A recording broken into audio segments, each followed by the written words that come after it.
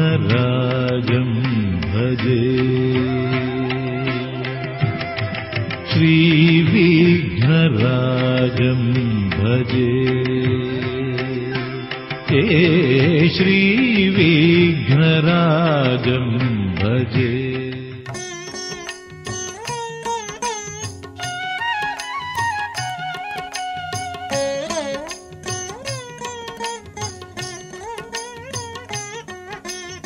സമാരാധ്യരായ പ്രിയ കുടുംബാംഗങ്ങളെ, ഭാരതീയ ചിന്താധാരകൾ പഠിക്കുകയും പഠിപ്പിക്കുകയും ചെയ്യുമ്പോൾ അനസ്യൂതമായി ഒരു 10,000 വർഷത്തോളം കാലം പ്രവഹിച്ചുകൊണ്ടിരുന്ന സനാതനധർമ്മത്തിൻ്റെ, ഇന്നും ഇനി 1000 വർഷമോ അതിൽ കൂടുതലോ പ്രവഹിച്ചുകൊണ്ടിരിക്കുന്ന സനാതനധർമ്മത്തിൻ്റെ അവകാശികളായ ഹിന്ദുക്കൾ അവർ അറിയേണ്ടത് എന്താണെന്നും പഠിക്കേണ്ടത് എന്താണെന്നും വിശകലനം ചെയ്യേണ്ടത് എപ്രകാരമാണെന്നും അറിയേണ്ട അനവധി വസ്തുതകൾ ഭാരതത്തിലുണ്ട്. ഒരു ഹിന്ദു എന്തെല്ലാം അറിഞ്ഞിരിക്കണം? മറ്റു മതങ്ങൾ അവരുടെ ഈശ്വരസങ്കല്പത്തെക്കുറിച്ചും ആചാരവിചാരങ്ങളെക്കുറിച്ചും ഗ്രന്ഥങ്ങളെക്കുറിച്ചും പറയുമ്പോൾ സ്വാഭാവികമായും ഒരു ഹിന്ദുവിന് അവയെക്കുറിച്ചുള്ള ഗഹനമായ ജ്ഞാനം ഇല്ല തന്നെ. ആ ജ്ഞാനമില്ലാതെ വരുമ്പോൾ പലപ്പോഴും ഭാരതീയ ചിന്താധാരകളിൽ സനാതനധർമ്മം വെറും അന്ധവിശ്വാസവും അനാചാരവും മാത്രമാണെന്നും അതിലുള്ളത് മുഴുവനും സംസ്കൃതത്തിലായതുകൊണ്ട് സാധാരണക്കാർക്ക് അതിൽ പ്രത്യേകിച്ചും അറിയാനും പഠിക്കാനും ഉള്ളതായിട്ട് ഒന്നുമില്ലെന്നുമുള്ള ധാരണ സാധാരണയായി വരുന്നു. അപ്രകാരമല്ല. ഭാരതത്തിൽ ഭാരതീയ ധർമ്മ ചിന്താധാരകളിൽ വളരെ വ്യക്തമായ, കൃത്യമായി ക്രോഡീകരിക്കപ്പെട്ട വ്യക്തമായ ശാസ്ത്രീയ വീക്ഷണമുള്ള അനവധി ചിന്താധാരകളുണ്ട്, അനവധി ഗ്രന്ഥങ്ങളുണ്ട്, അനവധി ധർമ്മചര്യകളുണ്ട്, അനവധി വിശ്വാസ പ്രമാണങ്ങളുണ്ട്. ഇവയെ ഗഹനമായി വിശകലനം ചെയ്യാൻ യാതൊരു ബുദ്ധിമുട്ടുമില്ല. പക്ഷേ ആ വിശകലനത്തിന് അത്യാവശ്യമായിട്ടുള്ള ശാസ്ത്രീയ വീക്ഷണവും അനവധി ഗ്രന്ഥങ്ങളെക്കുറിച്ച് ഉപരിപ്ലവമായിട്ടെങ്കിലും ഒരു ജ്ഞാനവും ഉണ്ടായിരിക്കേണ്ടത് നിർബന്ധമാണ്. അപ്രകാരം ഗ്രന്ഥങ്ങളെക്കുറിച്ചും വീക്ഷണങ്ങളെക്കുറിച്ചുമുള്ള അറിവ് വരുമ്പോൾ മാത്രമാണ് വിവിധ തലങ്ങളിലുള്ള ഈശ്വരസങ്കല്പത്തെക്കുറിച്ചും ആചാരങ്ങളെക്കുറിച്ചും വസ്തുതാപരമായി പഠിക്കുവാനും പഠിപ്പിക്കുവാനും നമുക്ക് സാധിക്കുന്നത്. അതുകൊണ്ട് ഹിന്ദുക്കൾ അറിഞ്ഞിരിക്കേണ്ട വളരെ വ്യക്തമായ കുറെ വിഷയങ്ങളാണ് ഈ പ്രഭാഷണത്തിൽ ഇവിടെ അവതരിപ്പിക്കുന്നത്. ഹിന്ദു എന്ന പദം എപ്രകാരം ഉണ്ടായി എന്നറിയണം. ഹിന്ദുസ്ഥാനവും ഭാരതവും എന്താണെന്നറിയണം. അതുപോലെ വൈദിക, ഭൗതിക, സാഹിത്യ ഗ്രന്ഥങ്ങൾ എന്തെല്ലാമാണെന്നറിയണം. ഭാരതീയ ആത്മീയതയും ഈശ്വരസങ്കല്പവും മതവും എന്താണെന്നറിയണം. ധർമ്മവും ആചാരവും അറിയണം. ഭാരതീയ വീക്ഷണത്തിലൂടെ ഒരു വ്യക്തിയുടെ ജീവിത ലക്ഷ്യം എന്താണെന്നറിയണം. ഇത്രയും അറിയുമ്പോൾ മാത്രമാണ് ഭാരതീയ പൈതൃകത്തിന്റെ അവകാശികളായ ഹിന്ദുക്കൾക്ക് താൻ ആരാണെന്ന് മനസ്സിലാവുകയുള്ളൂ. അപ്രകാരം ഒരു പഠന ക്ലാസ്സിലേക്ക് നിങ്ങളെ ഏവരെയും സ്വാഗതം ചെയ്യുന്നു. അത്യന്താധുനിക ശാസ്ത്രത്തിന്റെ പഠന ഫലങ്ങൾ വെളിവാകുമ്പോൾ മനസ്സിലാകുവാൻ സാധിച്ചത്, പ്രത്യേകിച്ചും കാർബൺ ഡേറ്റിംഗ് ടെക്നിക്കുകളുടെ സഹായത്താൽ ആധുനിക ശാസ്ത്ര ഗവേഷണശാലകളിൽ നടന്നിരിക്കുന്ന ഗവേഷണ ഫലങ്ങൾ പറയുന്നത്, പുറകോട്ട് ചിന്തിച്ചാൽ ഏതാണ്ട് BC 8200 മുതൽക്ക് ഭാരതീയ പൈതൃകം അനസ്യൂതമായി പ്രവഹിക്കുന്നു എന്നുള്ളതാണ്. BC 8200 AD 2000 കൂടി ചേർത്താൽ സനാതനധർമ്മത്തിന്, ഭാരതീയ ചിന്താധാരകൾക്ക് ഏതാണ്ട് 10,000 വർഷത്തെ 10 സഹസ്രാബ്ദങ്ങളിലെ പ്രായമാണുള്ളത്, പരിചയമാണുള്ളത്, പ്രവാഹത്തിന്റെ സ്രോതസ്സും ചരിത്രവുമാണുള്ളത് എന്നഭിമാനിക്കാൻ ഒരു ഹിന്ദു പഠിക്കണം. ഈ കാർബൺ ഡേറ്റിംഗ് ടെക്നിക് ഉപയോഗിച്ച് മനസ്സിലാക്കുവാൻ സാധിച്ചത് കാലിബംഗാൻ, മെഹർഗർ, ഭഗവാൻപുര തുടങ്ങിയ സ്ഥലങ്ങളിലെ തെളിവുകൾ ശേഖരിച്ചിട്ടാണ്. ഇത്രയും ചൈതന്യവത്തായ പാരമ്പര്യം അവകാശപ്പെടുവാൻ ലോകത്തിലെ ഒരു ധർമ്മത്തിനും ഒരു മതത്തിനും സാധ്യമല്ല. ആ ധർമ്മത്തെ ഹിന്ദു ധർമ്മം എന്ന് പറയുന്നു. ഹിന്ദു എന്ന വാക്ക് ഋഗ്വേദീയ കാലം മുതൽക്ക് തന്നെ ആ വേദത്തിൽ സപ്തസിന്ധു എന്നും നാവ ഇവ സിന്ധു എന്നും തുടങ്ങിയ അനവധി പദപ്രയോഗങ്ങളുണ്ട്. സിന്ധു ആയിരിക്കണം പിന്നീട് ഹിന്ദു എന്ന പദമായി മാറിയത്. ഏതായാലും സ ഹ ആയി മാറിയത് മാത്രമല്ല, ഹിന്ദു എന്ന ജനസമൂഹത്തെക്കുറിച്ച് വളരെ വ്യക്തമായ നിർവചനം ഭാരതീയ പുരാണങ്ങൾ 2-2.5 സഹസ്രാബ്ദങ്ങൾക്ക് മുൻപ് നൽകിയിട്ടുണ്ട്. ആ ഡെഫിനിഷൻ ഇപ്രകാരമാണ്: ആ സിന്ധു സിന്ധുപര്യന്തം യസ്യ ഭാരതഭൂമിക മാതൃഭൂഹു പിതൃഭൂശ്ചൈവ സ വൈ ഹിന്ദുരിതി സ്മൃത. സപ്തസിന്ധുക്കൾ മുതൽക്ക് ഇന്ത്യൻ മഹാസമുദ്രം വരെയുള്ള ഈ രാഷ്ട്രത്തെ മാതൃഭൂമിയും പിതൃഭൂമിയുമായിട്ട് ആരെല്ലാമാണോ കണക്കാക്കുന്നത് അവരെ ഹിന്ദുക്കൾ എന്ന് പറയുന്നു. ഹിന്ദു എന്ന പ്രവാചകന്റെ അനുചരന്മാരല്ല ഹിന്ദുക്കള്. അതുപോലെ ഹിന്ദു എന്ന സിസ്റ്റത്തിന്റെയുമല്ല ഈ ഭാരതഭൂമിയെ മാതൃഭൂമിയും പിതൃഭൂമിയുമായിട്ട് കണക്കാക്കുന്ന ഇവിടത്തെ ക്രിസ്ത്യാനികൾക്കും മുസ്ലിംകൾക്കും ഉൾപ്പെടെ ഉപയോഗിക്കാവുന്ന ഒരു പദപ്രയോഗമാണ്, പേരാണ് ഹിന്ദുക്കൾ എന്ന് പറയുന്നത്. അതുപോലെ ഹിന്ദുസ്ഥാനത്തിനും വളരെ വ്യക്തമായ നിർവചനം കൊടുത്തിട്ടുണ്ട്. ഹിമാലയം സമാരഭ്യ യാവത് ഹിന്ദുസരോവരം തം ദേവനിർമ്മിതം ദേശം ഹിന്ദുസ്ഥാനം പ്രചക്ഷത്തെ. ഹിന്ദുസ്ഥാനം എന്ന പേര്, ഹിന്ദു എന്ന പേരും 1947 ആഗസ്റ്റ് 14 അർദ്ധരാത്രിക്ക് ശേഷം ബ്രിട്ടീഷുകാരോ മറ്റാരെങ്കിലുമോ നൽകിയതല്ല. സഹസ്രാബ്ദങ്ങളായി ഭാരതത്തിൽ നിലനിന്നിരുന്നൊരു സംസ്കാരത്തിന്റെ അവകാശികളും ഈ രാഷ്ട്രത്തെ അതിന്റെ ചൈതന്യത്തോടുകൂടി സംരക്ഷിച്ച ഒരു ജനസമൂഹവും ഹിന്ദുക്കൾ എന്നറിയപ്പെടുമ്പോൾ അവർ വസിച്ചിരുന്ന പ്രദേശത്തെ, അവർ വസിച്ചിരുന്ന ഈ ജംബുദ്വീപം എന്ന ഏഷ്യ ഭൂഖണ്ഡത്തിലെ ഭരതഖണ്ഡം എന്ന പ്രദേശത്തിലെ ഭാരതത്തെ ഹിന്ദുസ്ഥാനം എന്ന വ്യക്തമായ നിർവചനം അവർ നൽകിയിരുന്നു. അതുപോലെ ഭാരതത്തെ ഒന്നാക്കിയത് ഇംഗ്ലീഷുകാരല്ല. ഭാരതം ഒന്നായിരുന്നു. മറ്റേതൊരു രാഷ്ട്രത്തിനെയും ഉപമിച്ചുകൊണ്ട് ചെറിയ ചെറിയ രാജ്യങ്ങളും ചെറിയ ചെറിയ രാജാക്കന്മാരും മുകളിൽ ഭരിച്ചിരുന്നു എങ്കിലും സാംസ്കാരികമായി ഈ രാഷ്ട്രം ഒന്നായിരുന്നു. ഭാരതത്തെ സംബന്ധിച്ചിടത്തോളം രാജനൈതികം എന്ന് പറയുന്നത് സാംസ്കാരിക കാര്യങ്ങളിൽ ഒരു ചെറിയ ബിന്ദു മാത്രമാണ്.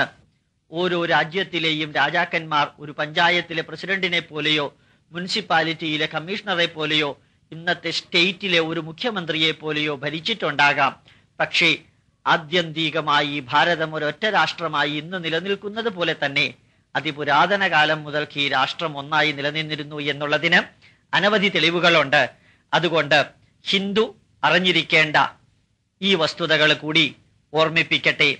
രാമായണത്തിലെ ആദികാവ്യമായ ഈ ഇതിഹാസത്തില് ശ്രീരാമൻ അയോധ്യയിലൂടെ കടന്ന് ആന്ധ്രാപ്രദേശിലൂടെ വന്ന് കർണാടകയിലൂടെ കടന്ന് തമിഴ്നാട് സ്പർശിച്ച് കേരളത്തിൽ വന്ന് ജടായുമംഗലവും ശബരിമലയും ചവിട്ടി രാമേശ്വരത്തിലൂടെ ശ്രീലങ്കയിലേക്ക് പോയ ആ ചരിത്രം ഈ രാഷ്ട്രത്തെ ഒന്നായി കാണണമെന്ന് കണ്ടിരുന്നു എന്ന് നമ്മളെ പഠിപ്പിക്കുന്നു. അതുപോലെ തന്നെ വനവാസത്തിന് പോയ പാണ്ഡവര് ഹസ്തിനപുരത്ത് നിന്ന് യാത്ര ആരംഭിച്ച് ഇതേ കേരളം വരെ എത്തി നീളാനദിയിൽ കുളിച്ച് അതിന് ഭാരതപ്പുഴ എന്ന് പേര് കൊടുത്ത് ഈ രാഷ്ട്രം ഒന്നാണ് എന്ന് തെളിയിക്കുകയുണ്ടായി. ഭാഷയുടെ മാതൃസ്ഥാനം സംസ്കൃതം വഹിച്ചുകൊണ്ടാണ് ഭാരതത്തിലെ എല്ലാ ഔദ്യോഗിക ഭാഷകളും ഇന്ന് മാതാവായ സംസ്കൃതത്തിന്റെ ചൈതന്യവും ഇതിഹാസ ഗ്രന്ഥങ്ങളിൽ നിന്ന് സ്രോതസ് ചൈതന്യവും സ്വീകരിച്ചുകൊണ്ട് പ്രവർത്തിക്കുന്നത്. ആ ഏകത്വഭാവം അന്നും ഇന്നും എന്നും നിലനിന്നിരുന്നു. രാവിലെയുള്ള പ്രഭാത സ്നാനത്തിൽ ഗംഗേ ച യമുനേ ചൈവ ഗോദാവരി സരസ്വതി നർമ്മദേ സിന്ധു കാവേരി എന്ന് പറയുമ്പോൾ ഭാരതത്തിലെ വിവിധ സംസ്ഥാനങ്ങളിലുള്ള നദികളെ ഒന്നായി നാം കുളിക്കുന്ന വെള്ളത്തിലേക്ക് ആവാഹിക്കുന്നത് പോലെ മന്ത്രം ചൊല്ലാറുണ്ട്. മഹേന്ദ്രോ മലയ സഹ്യോ ദേവതാത്മാ ഹിമാലയ ദേവാ ചൈവ ച വിന്ധ്യോ ച കിരിശ്ചാരാവലിസ്തത. 7-8 മലകളെ ഒരുമിച്ച് സ്മരിക്കുമ്പോൾ ആ മലകൾ ഭാരതത്തിന്റെ വിവിധ ദേശങ്ങളിൽ ഉണ്ടായിരുന്നതാണ്, സംസ്ഥാനങ്ങളിലുള്ളതാണ് എന്ന് വ്യക്തമാകുന്നുണ്ട്. അതിന്റെ അർത്ഥം ഈ രാഷ്ട്രത്തെ ഒന്നായി കണ്ടുകൊണ്ട് അവയുടെ നദികളെയും പർവ്വതങ്ങളെയും നാം ഒന്നാക്കി നിർത്തുന്ന കണ്ണികളാക്കി സ്വീകരിച്ച് ആരാധിച്ച് പൂജിച്ചിരുന്നു. അശ്വത്ഥാമ ബലിവ്യാസോ ഹനുമംശ്ച വിഭീഷണ കൃപ പരശുരാമശ്ച സപ്തൈതേ ചിരജീവിന എന്ന് പറയുമ്പോൾ ഈ 7 വ്യക്തികളെയും ഉത്തരഭാരതത്തിലെ അങ്ങേയറ്റം മുതൽക്ക് ദക്ഷിണ ഭാരതത്തിലെ ഇങ്ങേയറ്റമുള്ള ലങ്ക വരെയുള്ള പ്രദേശങ്ങളിൽ നിന്ന് സെലക്ട് ചെയ്ത് ഈ രാഷ്ട്രം ഒന്നാണ് എന്ന് നാം തെളിയിക്കുകയുണ്ടായി. അഹല്യ ദ്രൗപദി സീത താരാ മണ്ഡോദരീ തഥാ പഞ്ചകന്യാ സ്മരേത് നിത്യം ഏതത് പാപവിനാശനം എന്ന് പറഞ്ഞ് 5 കന്യകളെ നാം സ്വീകരിച്ചപ്പോൾ അവിടെയും ഈ രാഷ്ട്രത്തിന് യൂണിഫോം റെപ്രസെന്റേഷൻ ആണ് കൊടുക്കുകയുണ്ടായത്. രാഷ്ട്രം ഒന്നാണ് എന്ന് തെളിയിക്കുന്നതിന് ഇതിൽ പരം എന്തെല്ലാം ആണ് നാം പറയേണ്ടത്? എല്ലാ കഥകളിലും എല്ലാ ഇതിഹാസങ്ങളിലും എല്ലാ പുരാണങ്ങളിലും 18 മഹാപുരാണങ്ങളിലും 18 ഉപപുരാണങ്ങളിലും ഈ രാഷ്ട്രത്തിന്റെ സമഗ്രമായ മാനവരാശിയുടെയും ദേശത്തിന്റെയും പ്രത്യേകതകളും ഭക്ഷണക്രമങ്ങളും മനുഷ്യരുടെ പ്രത്യേക സ്വഭാവങ്ങളും വിവരിക്കുന്നുണ്ട്. ഈ രാഷ്ട്രം ഒന്നായിരുന്നു എന്നുള്ളതിന് തെളിവാണത്. കൊടുങ്ങല്ലൂരുകാരനായ ആര്യഭട്ടൻ നളന്ദയിലെ വൈസ് ചാൻസലർ ആയതുപോലെ ബെൽഗോംകാരനായ ഭാസ്കരാചാര്യൻ നളന്ദയിൽ ചെന്നതുപോലെ അഗസ്ത്യൻ കാട്ടാക്കടയിലേക്ക് വന്നതുപോലെ അങ്ങോട്ടും ഇങ്ങോട്ടുമുള്ള യാത്ര ഭാരതത്തിന്റെ ഏകാത്മവാദത്തെ നിരന്തരം നമ്മെ ഓർമ്മിപ്പിക്കുന്നു. ഇത് ചരിത്രപരമായ ഗ്രന്ഥപരമായ തെളിവുകളാണെങ്കിൽ ശാസ്ത്രീയമായ തെളിവുകളുമുണ്ട്. ഈ അടുത്ത 15 വർഷം കൊണ്ട് ശേഖരിക്കുവാൻ സാധിച്ചത് ഇരുമ്പ്, ചെമ്പ്, ലെഡ്, ടിൻ, മറ്റ് ലോഹസങ്കരങ്ങൾ ഇവ രാജസ്ഥാനിലും തമിഴ്നാട്ടിലും കേരളത്തിലും ആന്ധ്രാപ്രദേശിലെ ഗുട്ടൂരിലും വെസ്റ്റ് ബംഗാളിലെ ദിബി, രാജർ തുടങ്ങിയ സ്ഥലങ്ങളിലും ഒരേ സാങ്കേതിക വിദ്യ ഉപയോഗിച്ചിട്ടാണ് BC 2000 മുതൽക്ക് ഇങ്ങോട്ട് നിർമ്മിച്ചിരുന്നത്.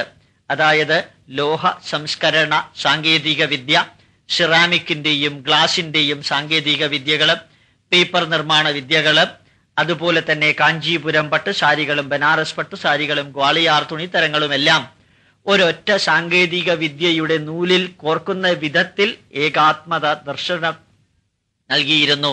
അതിന്റെ അർത്ഥം അവയെല്ലാം പരസ്പരം ഒരുമിച്ച് ഇരുന്ന് പഠിപ്പിച്ച് സ്വയം ഷെയർ ചെയ്യുവാൻ സാധിച്ച സാങ്കേതിക വിദ്യ ഭാരതത്തിലെമ്പാടുമുണ്ടായിരുന്നു. ഈ ഭാരതം ഏകമായിരുന്നു, ഐകരൂപ്യത്തോടുകൂടി വർദ്ധിച്ചിരുന്നു സഹസ്രാബ്ദങ്ങൾ എന്നാണ്. ഈ തെളിവുകൾ ഓരോ ഹിന്ദുവിന്റെ മനസ്സിലുമുണ്ടാകണം. കാരണം വിദേശീയരും സ്വദേശീയരുമായ പല വ്യക്തികളും നമ്മെ അപകർഷതാ ബോധമുണ്ടാക്കുവാൻ വേണ്ടി പറഞ്ഞു പഠിപ്പിക്കാറുണ്ട്. ഈ രാഷ്ട്രം എന്നും തമ്മിൽ തല്ലിയിരുന്നു, ഒരിക്കലും സാംസ്കാരികമായി ഐകരൂപ്യം പ്രാപിച്ചിരുന്നില്ല എന്ന്. ഇത് തെറ്റാണ്. ഉപരിപ്ലവമായി റഷ്യയുടെയോ മറ്റ് രാജ്യങ്ങളുടെയോ ഉദാഹരണ വീക്ഷണങ്ങളിലൂടെ ഈ നാടിനെ നോക്കുമ്പോൾ മാത്രമാണ് അപ്രകാരം നമുക്ക് തോന്നുന്നത്. ഇതിന്റെ ഉള്ളിൽ നിന്ന് ചൈതന്യം എടുത്ത് വിശകലനം ചെയ്യുകയാണെങ്കിൽ അപ്രകാരം ഒരു സത്യം, ഭാരതം ഏകമായിരുന്നു എന്ന സത്യം വളരെ വ്യക്തമായിട്ട് നമുക്ക് ദൃഷ്ടിഗോചരമാകും, അറിയുവാൻ സാധിക്കും. ഇനി ഭാരതീയര്, ഹിന്ദുക്കൾ അറിയേണ്ടത് നമ്മുടെ ഗ്രന്ഥങ്ങളുടെ മഹത്വത്തെക്കുറിച്ചാണ്. ഓരോ ക്രിസ്ത്യാനിയും പറയാറുണ്ട്, അല്ലെങ്കിൽ മുസ്ലിമും പറയാറുണ്ട്, ഞങ്ങൾക്ക് ഒരു പുസ്തകമേ ഉള്ളൂ, നിങ്ങൾക്ക് എത്രയധികം പുസ്തകങ്ങളാണ് ഉള്ളത്, ഇത്രയും പുസ്തകങ്ങളിൽ ഏതാണ് നിങ്ങളുടെ മതഗ്രന്ഥം എന്ന് ചോദിക്കുമ്പോൾ ഓരോ ഹിന്ദുവും അഭിമാനത്തോടു കൂടി പറയണം, ഒരൊറ്റ ദൈവത്തിന് ഒരൊറ്റ പുസ്തകം മതി. സമഗ്രമായ പ്രപഞ്ച ദർശനത്തിൽ നമുക്ക് കാണുവാൻ സാധിച്ച ഈശ്വര ചൈതന്യത്തെ എത്ര പുസ്തകങ്ങളിൽ എഴുതിയാലും മതിയാകാത്തത് കൊണ്ടാണ് വേദങ്ങളും ബ്രാഹ്മണങ്ങളും ആരണ്യകങ്ങളും ഉപനിഷത്തുക്കളും പുരാണങ്ങളും ഇതിഹാസങ്ങളും മറ്റു ഗ്രന്ഥങ്ങളും ഭാരതീയർ എഴുതിയത് ഓരോ വ്യക്തിക്കും അവനവൻ്റെതായ നിലവാരത്തിൽ ചിന്തിക്കുവാനും വിശകലനം ചെയ്യുവാനും ഉൾക്കൊള്ളുവാനും ആവശ്യമായ ചിന്താധാര പ്രവഹിപ്പിക്കുവാനും അവന് പറഞ്ഞുകൊടുക്കുവാനും വേണ്ടി അനവധി ഗ്രന്ഥങ്ങൾ ഭാരതീയർ എഴുതുകയുണ്ടായി. അതുകൊണ്ടാണ് സനാതനധർമ്മത്തിന് അനവധി ഗ്രന്ഥങ്ങളുടെ അവകാശം ലഭിച്ചത്. ഹിന്ദു എന്നത് ഒരു മതമല്ല എന്ന് പറയുവാൻ കാരണം, മതം എന്ന വാക്കിന്റെ അർത്ഥം അഭിപ്രായം, ഒപ്പീനിയൻ എന്ന് മാത്രം. ഹിന്ദു എന്ന വ്യക്തി പറഞ്ഞതല്ല ഹിന്ദു മതം, ഹിന്ദു എന്ന വ്യക്തി ഉണ്ടാക്കിയതുമല്ല ഹിന്ദു ധർമ്മം. അതുകൊണ്ട് ഹിന്ദു ധർമ്മത്തില്, ഹൈന്ദവ ധർമ്മത്തില്, സനാതന ധർമ്മത്തില് ജീവിത വീക്ഷണത്തെ കുറിച്ച് വിവരിക്കുന്നത് കൊണ്ടാണ് വിവരിക്കാൻ സ്വാതന്ത്ര്യമുള്ള, അറിവുള്ള, കഴിവുള്ള, ജ്ഞാനത്തിന്റെ ലെവലിൽ ഉന്നത ശ്രേണിയിലിരിക്കുന്ന വ്യക്തികൾ ഓരോരോ വ്യക്തികൾക്ക് ആവശ്യമായ നിലവാരത്തിൽ ധാർമ്മിക മൂല്യങ്ങളും ഈശ്വര ചിന്തയും ആചാര വിചാരങ്ങളും പ്രവഹിപ്പിച്ചു കൊടുക്കാൻ ഇത്രയും ഗ്രന്ഥങ്ങൾ എഴുതിയത്. ബുദ്ധിപരമായ നിലവാരത്തിൽ നാം ഒരേ വിഷയത്തെക്കുറിച്ച് ഒരു ഡോക്ടറേറ്റ് ഉള്ള വ്യക്തിയോട്, ഒരു ഗ്രാജുവേറ്റിനോട്, ഒരു ഹൈസ്കൂൾ സ്റ്റുഡന്റിനോട്, ഒരു LKG ലെവലിലുള്ള സ്റ്റുഡന്റിനോട് വിവരിക്കുന്നത് വ്യത്യസ്തമായ രീതിയിലാണല്ലോ. ഇവർക്കെല്ലാവർക്കും ഒരു പുസ്തകം കയ്യിൽ കൊടുത്തിട്ട് നിങ്ങൾ ഇതിനകത്ത് എഴുതിയിരിക്കുന്നത് വായിച്ചു പഠിച്ചുകൊള്ളൂ എന്ന് പറഞ്ഞാൽ അത് എത്ര അബദ്ധമായിരിക്കും. ഓരോ വ്യക്തികൾക്കും ബുദ്ധിപരമായ വ്യത്യസ്ത മണ്ഡലം അവർ തിരഞ്ഞെടുക്കുന്നത് കൊണ്ട് ആ നിലവാരത്തിനനുസരിച്ചിട്ടുള്ള ഗ്രന്ഥങ്ങളും ആ നിലവാരത്തിനനുസരിച്ചിട്ടുള്ള വിവരണങ്ങളും ആ നിലവാരത്തിനനുസരിച്ചിട്ടുള്ള വീക്ഷണങ്ങളും കൊടുക്കണമെന്നുള്ളത് സ്വാഭാവിക ജ്ഞാനം മാത്രമാണ്.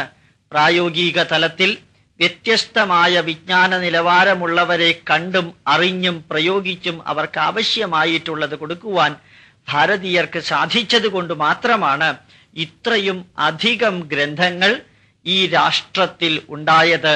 ഈ ജ്ഞാനമണ്ഡലത്തിലെ ട്രാൻസ്ലേഷൻ പ്രവാഹം ഇപ്രകാരം നടക്കുവാൻ കാരണവും അത് മാത്രമാണ്. ഇനി ഹിന്ദു അറിഞ്ഞിരിക്കേണ്ട ഭാരതീയ ഗ്രന്ഥങ്ങളുടെ ഒരേകദേശ രൂപം ഇവിടെ വിവരിക്കുകയാണ്. ഹിന്ദുക്കളുടെ അടിസ്ഥാനപരമായ ധർമ്മഗ്രന്ഥങ്ങൾ എന്ന് പറയുന്നത് വേദങ്ങളാണ്. വേദങ്ങളെ 4 ആയിട്ട് തിരിച്ചിട്ടുണ്ട്. അറിവ് എന്നാണ് വേദം എന്ന വാക്കിന്റെ അർത്ഥം. അതിപുരാതന കാലത്ത് ഒരൊറ്റ ഗ്രന്ഥത്തിൽ സമഗ്രമായ അറിവുണ്ടായിരുന്നു എന്നും അത് വേദവ്യാസൻ എന്ന കൃഷ്ണദ്വൈപായനൻ 4 ആയിട്ട് തിരിച്ചു എന്നും അത് 4 ശിഷ്യന്മാർക്ക് കൊടുക്കുകയും അവർ വീണ്ടും വീണ്ടും അതിനെ പഠിച്ചും വിശകലനം ചെയ്തും അതിലേക്ക് കൂട്ടിച്ചേർത്തും അതിനെ ഒരു ഉജ്ജ്വല ഗ്രന്ഥ സമുച്ചയങ്ങളാക്കി മാറ്റുകയുണ്ടായി എന്നുമാണ് ഐതിഹ്യം. ശാസ്ത്രീയമായ തെളിവുകൾ ഒരുപക്ഷെ ഇല്ലാതിരിക്കാം. പക്ഷേ പല വേദങ്ങളും അറിയപ്പെടുന്നത് ഓരോ മഹർഷിമാരുടെ പേരിലാണ്. പ്രത്യേകിച്ചും വേദങ്ങളുടെ റിസൻഷൻസ് അഥവാ ബ്രാഞ്ചസ്. ഋഗ്വേദം എന്ന അതിപുരാതന ഗ്രന്ഥത്തില് 3,97,265 അക്ഷരങ്ങളാണുള്ളത്. ഈ അക്ഷരങ്ങളെ 10,552 മന്ത്രവരികളാക്കി തിരിച്ച് ഇത്രയും മന്ത്രങ്ങളെ 64 അധ്യായങ്ങളാക്കി തിരിച്ചിട്ടുണ്ട്. ഇതാണ് നാം സാർവത്രികമായി സ്വീകരിച്ചിരിക്കുന്ന ശാകല ശാഖ എന്ന ഋഗ്വേദത്തിന്റെ ഘടന. ഇത് കൂടാതെ ഋഗ്വേദത്തിന് 25 റിസൻഷൻസ് അഥവാ ബ്രാഞ്ചസ് ഉണ്ട് എന്നൊരു അഭിപ്രായമുണ്ട്. മറ്റൊരു അഭിപ്രായം 21 റിസൻഷൻസ് അഥവാ ബ്രാഞ്ചസ് ഉണ്ടെന്നുള്ളതാണ്. ഈ ബ്രാഞ്ചസിന്റെ പേരുകൾ മുഴുവനും ഓരോ ഋഷിവര്യന്മാരുമായി ചേർന്നിരിക്കുന്നു. ശാകല ശാഖ, ഭാഷ്കള ശാഖ, കൗശീതകി ശാഖ, സാഖ്യായന ശാഖ തുടങ്ങിയ പേരുകൾ ഓരോ മഹർഷിമാരുടെ പേരുമായി ചേർന്ന ഋഗ്വേദത്തിന്റെ പേരുകളാണ്. രണ്ടാമത്തെ വേദം യജുർവേദമാണ്. 100 ശാഖകളാണ് അതിനുള്ളത് എന്ന് ഒരഭിപ്രായമുണ്ട്. മറ്റൊരു അഭിപ്രായ പ്രകാരം 109 ശാഖകൾ ഉണ്ടെന്നാണ്. പക്ഷെ ഇന്ന് ലഭ്യമായ അനവധി ശാഖകളെ ബ്രോഡായിട്ട് 2 ക്ലാസ്സിൽ പെടുത്താവുന്നതാണ്. ഒന്ന് കൃഷ്ണ യജുർവേദീയ ശാഖ, 2 ശുക്ല യജുർവേദീയ ശാഖ. കൃഷ്ണ യജുർവേദീയ ശാഖകളിൽ അനവധി റിസൻഷൻസ് ഉണ്ട്. അതിനകത്തെല്ലാം തന്നെ പദ്യ രൂപത്തിലുള്ള മന്ത്രങ്ങളും ഗദ്യ രൂപത്തിലുള്ള ബ്രാഹ്മണ മന്ത്രങ്ങളുമുണ്ട്. ഗദ്യവും പദ്യവും സമ്മിശ്രമായി വന്നതുകൊണ്ടാണ് ഈ യജുർവേദത്തെ കൃഷ്ണ യജുർവേദം എന്ന് പറയുന്നത്. പദ്യങ്ങൾ മാത്രമടങ്ങുന്നതാണ് ശുഭ്ര എന്നർത്ഥം വരുന്ന ശുക്ല യജുർവേദം. 40 അധ്യായങ്ങളുള്ള വാചസ്പനേയി മാധ്യം ദീന സംഹിത ശുക്ല യജുർവേദത്തിലെ അത്യുജ്വലമായൊരു വേദസംഹിതയാണ്. ഇപ്രകാരം യജുർവേദത്തെ ബ്രോഡായിട്ട് 2 ക്ലാസ് ആയിട്ട് തിരിച്ചിരിക്കുന്നു. കൃഷ്ണ യജുർവേദം, ശുക്ല യജുർവേദം. മൂന്നാമത്തെ വേദം സാമവേദമാണ്. സാമവേദത്തിന്റെ പ്രത്യേകത അനവധി ഋഗ്വേദീയ മന്ത്രങ്ങളെയും കുറച്ച് യജുർവേദീയ മന്ത്രങ്ങളെയും അത്യുജ്വലമായ സാമഗാനരൂപത്തിൽ അവതരിപ്പിക്കുന്നു. യാഗസമയത്ത് ദേവന്മാരെ സന്തുഷ്ടരാക്കുവാൻ വേണ്ടി ഈ ഗാനം ആലപിക്കുന്നു എന്നാണ് പറയുന്നത്. സാമവേദത്തിന് ഇൻഡിപെൻഡന്റ് ആയിട്ട് ഒരു എക്സിസ്റ്റൻസ് ഇല്ല, ആവശ്യവുമില്ല. കാരണം ഈ ആദ്യത്തെ 2 വേദങ്ങളിലെ മന്ത്രങ്ങളെ ഗാനരൂപത്തിൽ ചൊല്ലുന്നതാണ് സാമവേദം എന്നുള്ളത്. 4ാമത്തെ വേദം അഥർവവേദമാണ്. ആദ്യത്തെ 3 വേദങ്ങളെയും വേദത്രയി എന്ന് പറയുന്നത് ആത്മീയ ഭൗതിക കാര്യങ്ങൾ അത്യുജ്വലമായ നിലവാരത്തിൽ ബുദ്ധിപരമായി വളരെ ഉയർന്നവർക്ക് മനസ്സിലാകാനും വിശകലനം ചെയ്യാനും സാധിക്കുന്ന നിലവാരത്തിൽ പറയുന്നത് കൊണ്ട് വേദത്രയി എന്ന 3 വേദങ്ങളെ വളരെ പ്രാധാന്യത്തോടുകൂടി പൂർവീക ഭാരതീയർ കണ്ടിരുന്നു, പഠിച്ചിരുന്നു. അതേ സ്ഥാനത്ത് സാമൂഹികമായി താഴേക്കിടയിലുള്ള വ്യക്തികളും പ്രവർത്തനങ്ങളും കൃഷിയും ഗോസംരക്ഷണവും രോഗവും രാജ്യാരോഹണവും തുടങ്ങിയ അനവധി ഭൗതിക കാര്യങ്ങളെ കുറിച്ച് വിവരിക്കുന്ന ഒരു വേദമാണ് അഥർവവേദം. സാധാരണക്കാരുടെ കാര്യങ്ങൾ, വ്യാവസായിക കാര്യങ്ങൾ, കാർഷിക കാര്യങ്ങൾ, അതുപോലെ തന്നെ രാജ്യാധികാരം, ശത്രുനാശനം, ശത്രുസംഹരണം, സ്വന്തം വിജയം തുടങ്ങിയ അനവധി ഭൗതിക കാര്യങ്ങളെ കുറിച്ച് വിവരിക്കുന്ന ഒരു വേദമാണ് 4ാമത്തേതായ അഥർവവേദം. സാമവേദത്തിന് 1000 ശാഖകളുണ്ട് എന്ന് പറയുമ്പോൾ അഥർവവേദത്തിനാകട്ടെ 50 ശാഖകളാണുള്ളത്. 50 ശാഖകളുള്ള അഥർവവേദത്തെ 20 കാണ്ഡങ്ങളാക്കിയിട്ട് തിരിച്ചിട്ടുണ്ട്. അതുപോലെ 5987 മന്ത്രങ്ങളാണ് അതിനകത്തുള്ളത്. ഇപ്രകാരം ഓരോ ഹിന്ദുവും അറിഞ്ഞിരിക്കേണ്ട വേദങ്ങളുടെ പേരുകളാണ് ഋഗ്വേദം, യജുർവേദം, സാമവേദം, അഥർവവേദം. ഈ വേദങ്ങളിൽ പ്രത്യേകിച്ചും ഋഗ്വേദത്തിലും യജുർവേദത്തിലും സാമവേദത്തിലും നാം കാണുന്ന മന്ത്രങ്ങളിൽ വിവരിച്ചിരിക്കുന്നത് പ്രപഞ്ച ചൈതന്യത്തെക്കുറിച്ചുള്ള വിവരണമാണ്. പ്രപഞ്ച ചൈതന്യത്തെക്കുറിച്ചുള്ള വിവരണങ്ങളും സ്തുതികളും പ്രപഞ്ചത്തിന്റെ അനവധി കോമ്പോണൻസ്, സൂര്യൻ, ഗ്രഹങ്ങൾ, വായു, വർഷം, ജലം, പ്രകാശം, പ്രഭാതം, സായം, സന്ധ്യ, മധ്യാഹ്നം തുടങ്ങിയ ഋതുക്കളുടെ വ്യത്യാസം, കാലാവസ്ഥയിലെ വ്യത്യാസം, ഇവയെല്ലാം കൂടി ചേർത്ത് പ്രപഞ്ച പ്രതിഭാസത്തെ മുഴുവനും ഭാരതീയർ ഒരു പ്രത്യേക ചൈതന്യത്തിന്റെ പ്രവർത്തനത്തിന്റെ ഫലമായിട്ട് കണ്ടതുകൊണ്ട് ആ പ്രപഞ്ചത്തെ പ്രപഞ്ച പുരുഷ ചൈതന്യമായി ഭാരതീയർ കണ്ട് വേദങ്ങളിൽ സ്തുതിക്കുകയും അവയുടെ ഘടനയെ ഈശ്വര തുല്യമായി കാണുകയും ചെയ്തു. അതുകൊണ്ടാണ് ഭൂമിയെയും ഭൂമിയിലെ ഓരോ വസ്തുതകളെയും, പർവ്വതങ്ങളെയും, വൃക്ഷങ്ങളെയും, നദികളെയും, കുന്നുകളെയും, ജീവജാലങ്ങളെയും എല്ലാം വൈദിക വീക്ഷണത്തോടുകൂടി ഈശ്വര ചൈതന്യത്തിന്റെ ഭാഗമായിട്ട് ഭാരതീയര് കാണുകയും സ്തുതിക്കുകയും വിവരിക്കുകയും ചെയ്തത്. യഥാർത്ഥത്തിൽ വേദങ്ങളിലെ ഈശ്വര സങ്കല്പം എന്ന് പറയുന്നത് ഭഗവത്ഗീതയിലെ വിശ്വരൂപ ദർശന യോഗാധ്യായത്തിലെ വിശ്വരൂപത്തെക്കുറിച്ചുള്ള വിവരണം തന്നെയാണ് വേദങ്ങളിലെ ഈശ്വര സങ്കല്പം എന്ന് പറയുന്നത്. ആ വേദങ്ങളിലെ ഈശ്വര സങ്കല്പത്തെക്കുറിച്ച് ഋഗ്വേദത്തിലും യജുർവേദത്തിലും അനവധി മന്ത്രങ്ങൾ, പ്രത്യേകിച്ചും പുരുഷ സൂക്തം, സ്ത്രീ സൂക്തം, ഭാഗ്യസൂക്തം, രുദ്രസൂക്തം തുടങ്ങിയവയെല്ലാം വായിച്ചാൽ നമുക്ക് മനസ്സിലാക്കാൻ സാധിക്കുന്നത് പ്രപഞ്ച പുരുഷ രൂപത്തിലുള്ള ഈശ്വര ചൈതന്യത്തെയും പ്രകൃതി ദേവിയുടെ രൂപത്തിലുള്ള ഈശ്വരന്റെ സ്ത്രീ ചൈതന്യത്തെയും വിവരിക്കുന്നതാണ്. ഈ വീക്ഷണമാണ് വേദത്തിലുള്ളത് എന്ന് നാം ഓരോരുത്തരും അറിഞ്ഞിരിക്കണം. എന്ന് മാത്രമല്ല, വേദത്തിൽ കഥകളോ സംഭവങ്ങളോ കൂടുതലായിട്ടൊന്നും തന്നെ വിവരിച്ചിട്ടില്ല. ഈ വേദങ്ങളുടെ അറിവ് ശാശ്വത സത്യമാണെന്ന് പറയുവാൻ കാരണവും പ്രപഞ്ച സത്യങ്ങളെക്കുറിച്ച് വിവരിക്കുന്നത് കൊണ്ടാണ്. അത് അനവധി ഋഷിവര്യന്മാർ രചിക്കപ്പെട്ടിട്ടുള്ളതാണ്. അവരുടെ വീക്ഷണത്തിൽ പ്രപഞ്ചത്തെ എപ്രകാരമാണോ അവർ കണ്ടിരുന്നത് അതാണ് അവരെഴുതിയിരിക്കുന്നത്. ഒരു ഋഷിവര്യനും ഒരു മനുഷ്യന്റെ കാര്യങ്ങളോ അല്ലെങ്കിൽ മനുഷ്യരൂപത്തിൽ ഉള്ള വസ്തുക്കളെക്കുറിച്ചോ കാര്യമായി വിവരിക്കാത്തത് കൊണ്ട് പ്രപഞ്ച സത്യത്തെക്കുറിച്ച് വിവരിക്കുമ്പോൾ അതിൽ മനുഷ്യൻ എന്ന ഒരു ഘടകത്തെക്കുറിച്ച് വിവരിച്ചിട്ടുണ്ട് സ്വാഭാവികമായും. പക്ഷെ മനുഷ്യന്റെ കഥകളൊന്നും വിവരിക്കാത്തത് കൊണ്ടായിരിക്കാം വേദങ്ങളെ അപൗരുഷേയങ്ങൾ എന്ന് പറയുന്നത്. അത് മാത്രമല്ല, വേദങ്ങൾക്ക് കാലഘട്ടം അറിഞ്ഞുകൂടാ എന്ന് പറയാനും കാരണമുണ്ട്. അത് അനാദിയായ അറിവായി പ്രപഞ്ചത്തിൽ നിലനിന്നിരുന്നു. അത് കണ്ട മന്ത്രദ്രഷ്ടാക്കളായവർ അതിനെ അവരുടെ വീക്ഷണത്തിലൂടെ എഴുതി.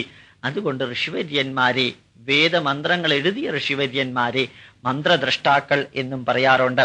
അപ്പോൾ ഭാരതീയനെ സംബന്ധിച്ചിടത്തോളം, ഹിന്ദുവിനെ സംബന്ധിച്ചിടത്തോളം വേദങ്ങൾ എന്ന് പറഞ്ഞാൽ പ്രപഞ്ച ചൈതന്യത്തെക്കുറിച്ച്, ശാശ്വത സത്യങ്ങളെക്കുറിച്ച് അനവധി ഋഷിവര്യന്മാർ എഴുതിയ സൂക്തങ്ങളും മന്ത്രങ്ങളും ഉദാത്ത അനുദാത്ത സ്വരിത രേഭ ഹ്രസ്വ പ്രജേയ അനുനാസിക കമ്പ ദീർഘകമ്പ പ്ലുത എന്നീ സ്വരത്തോടുകൂടി പ്രത്യേക രീതിയിൽ താഴ്ത്തേക്കും മുകളിലേക്കും ഉയരത്തിലേക്കും വിറപ്പിച്ചും ചൊല്ലുന്ന മന്ത്രങ്ങൾക്ക് വേദമന്ത്രങ്ങൾ എന്ന് പറയുന്നു. ഹിന്ദു അറിഞ്ഞിരിക്കേണ്ട മറ്റു ഗ്രന്ഥങ്ങളിൽ രണ്ടാമത്തെ ഭാഗമാണ് വേദങ്ങളുടെ തുടർച്ചയായി വരുന്ന ബ്രാഹ്മണങ്ങൾ. ഇന്നത്തെ കാലത്ത് ചില അതിപുരാതനമായ ചില ബ്രാഹ്മണ ഗ്രന്ഥങ്ങൾക്ക് വലിയ പ്രസക്തിയില്ല. ബ്രാഹ്മണ ഗ്രന്ഥങ്ങൾ എന്ന് പറയുമ്പോൾ അതിൻ്റെ അർത്ഥം ഗദ്യരൂപത്തിൽ എഴുതിയിരിക്കുന്ന ക്രിയാഭാഗങ്ങൾ എന്ന് മാത്രമേ ഉള്ളൂ.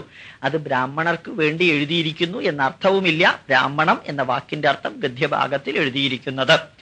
ഇതിൽ 17 ബ്രാഹ്മണങ്ങളാണ് അതിപ്രസിദ്ധങ്ങളായ അതിപുരാതനങ്ങളായ ബ്രാഹ്മണങ്ങളായിട്ടുള്ളത്. ഇതിൽ തന്നെ ഏറ്റവും ഇമ്പോർട്ടന്റ് എന്ന് പറയാവുന്നത് ശതപഥ ബ്രാഹ്മണം, 100 അധ്യായങ്ങളുള്ളത്.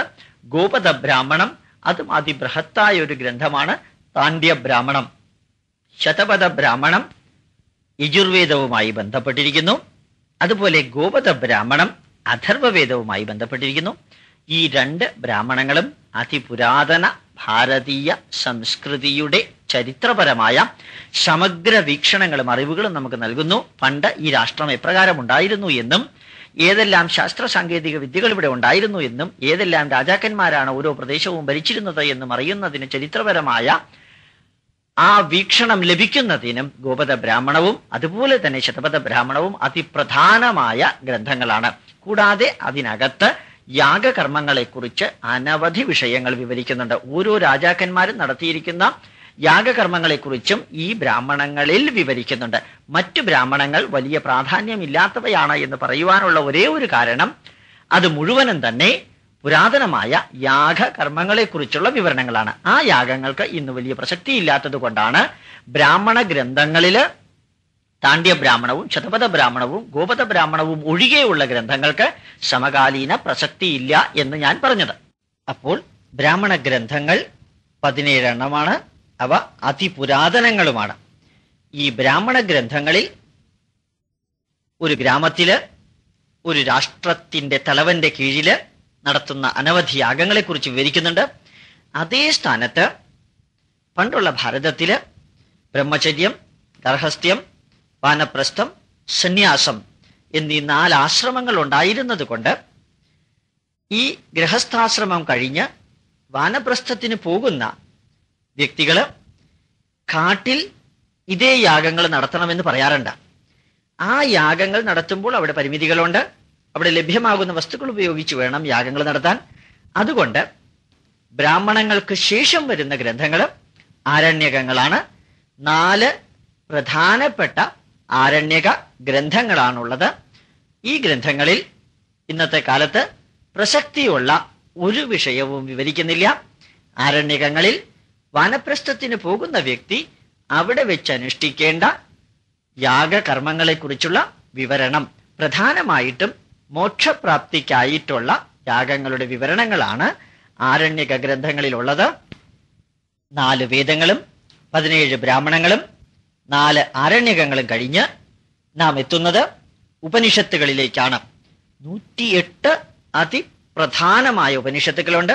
അതുകൂടാതെ വളരെ പ്രാധാന്യമില്ലാത്ത ഉപനിഷത്തുക്കളായി അനവധി ഉപനിഷത്തുക്കളുണ്ട്. ഉപനിഷത്തുക്കളെ ഭാരതീയര് വ്യത്യസ്ത വേദങ്ങളോട് ചേർത്താണ് ക്ലാസിഫൈ ചെയ്തിരിക്കുന്നത്.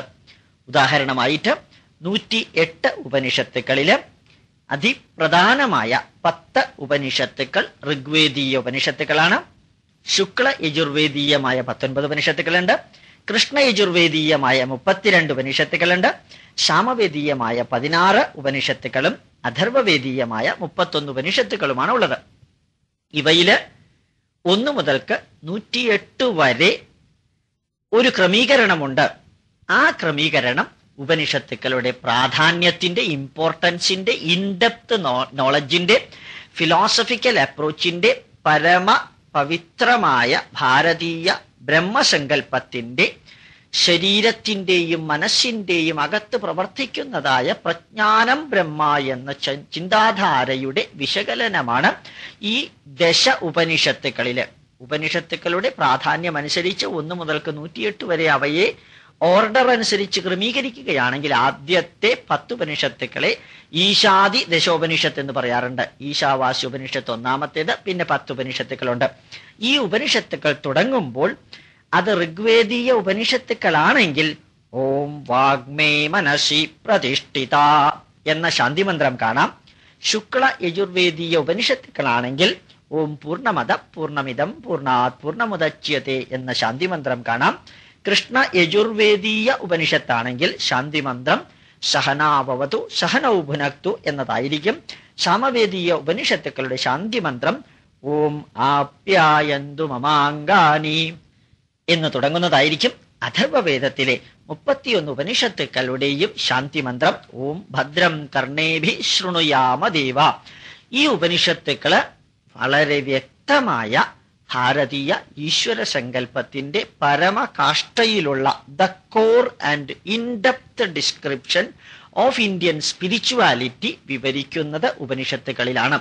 പ്രധാനമായും ബ്രഹ്മസങ്കല്പമാണ് ഈ ഉപനിഷത്തുക്കളിൽ പ്രധാനപ്പെട്ട ഉപനിഷത്തുക്കളിലെ വിഷയങ്ങളായി വരുന്നത്. അതല്ലാത്ത വിഷയങ്ങളുണ്ട്. ബ്രഹ്മസങ്കല്പം, സുഷുപ്തി, ജാഗ്രത്, സ്വപ്നാവസ്ഥകള്, പഞ്ചഭൂതങ്ങൾ, പഞ്ചപ്രാണൻ, പഞ്ചകർമ്മേന്ദ്രിയം, പഞ്ചജ്ഞാനേന്ദ്രിയം, മനസ്സ്, ഇവയെക്കുറിച്ചുള്ള സുദീർഘവും വസ്തുനിഷ്ഠവുമായ ഒരു വിവരണമാണ് ഈ ഉപനിഷത്തുക്കളിൽ നമുക്ക് ലഭിക്കുന്നത്. ഭാരതീയ ഈശ്വര സങ്കല്പത്തിന്റെ അവസാനത്തെ ബിന്ദു എവിടെയാണെന്ന് ചോദിച്ചാൽ അത് ഉപനിഷത്തുക്കളിലാണ്. ഉപനിഷത്ത് എന്ന വാക്കിന്റെ അർത്ഥവും അടുത്തേക്ക് നയിക്കുക, അടുത്തേക്ക് കൊണ്ടുപോവുക. ആരുടെ അടുത്തേക്ക്? പരമമായ ശാശ്വതമായ സത്യം എന്ന എനർജി കണ്ടന്റ് എന്ന ബ്രഹ്മസങ്കല്പത്തിലേക്ക് കൊണ്ടുപോവുകയാണ് ഈ ഗ്രന്ഥങ്ങൾ.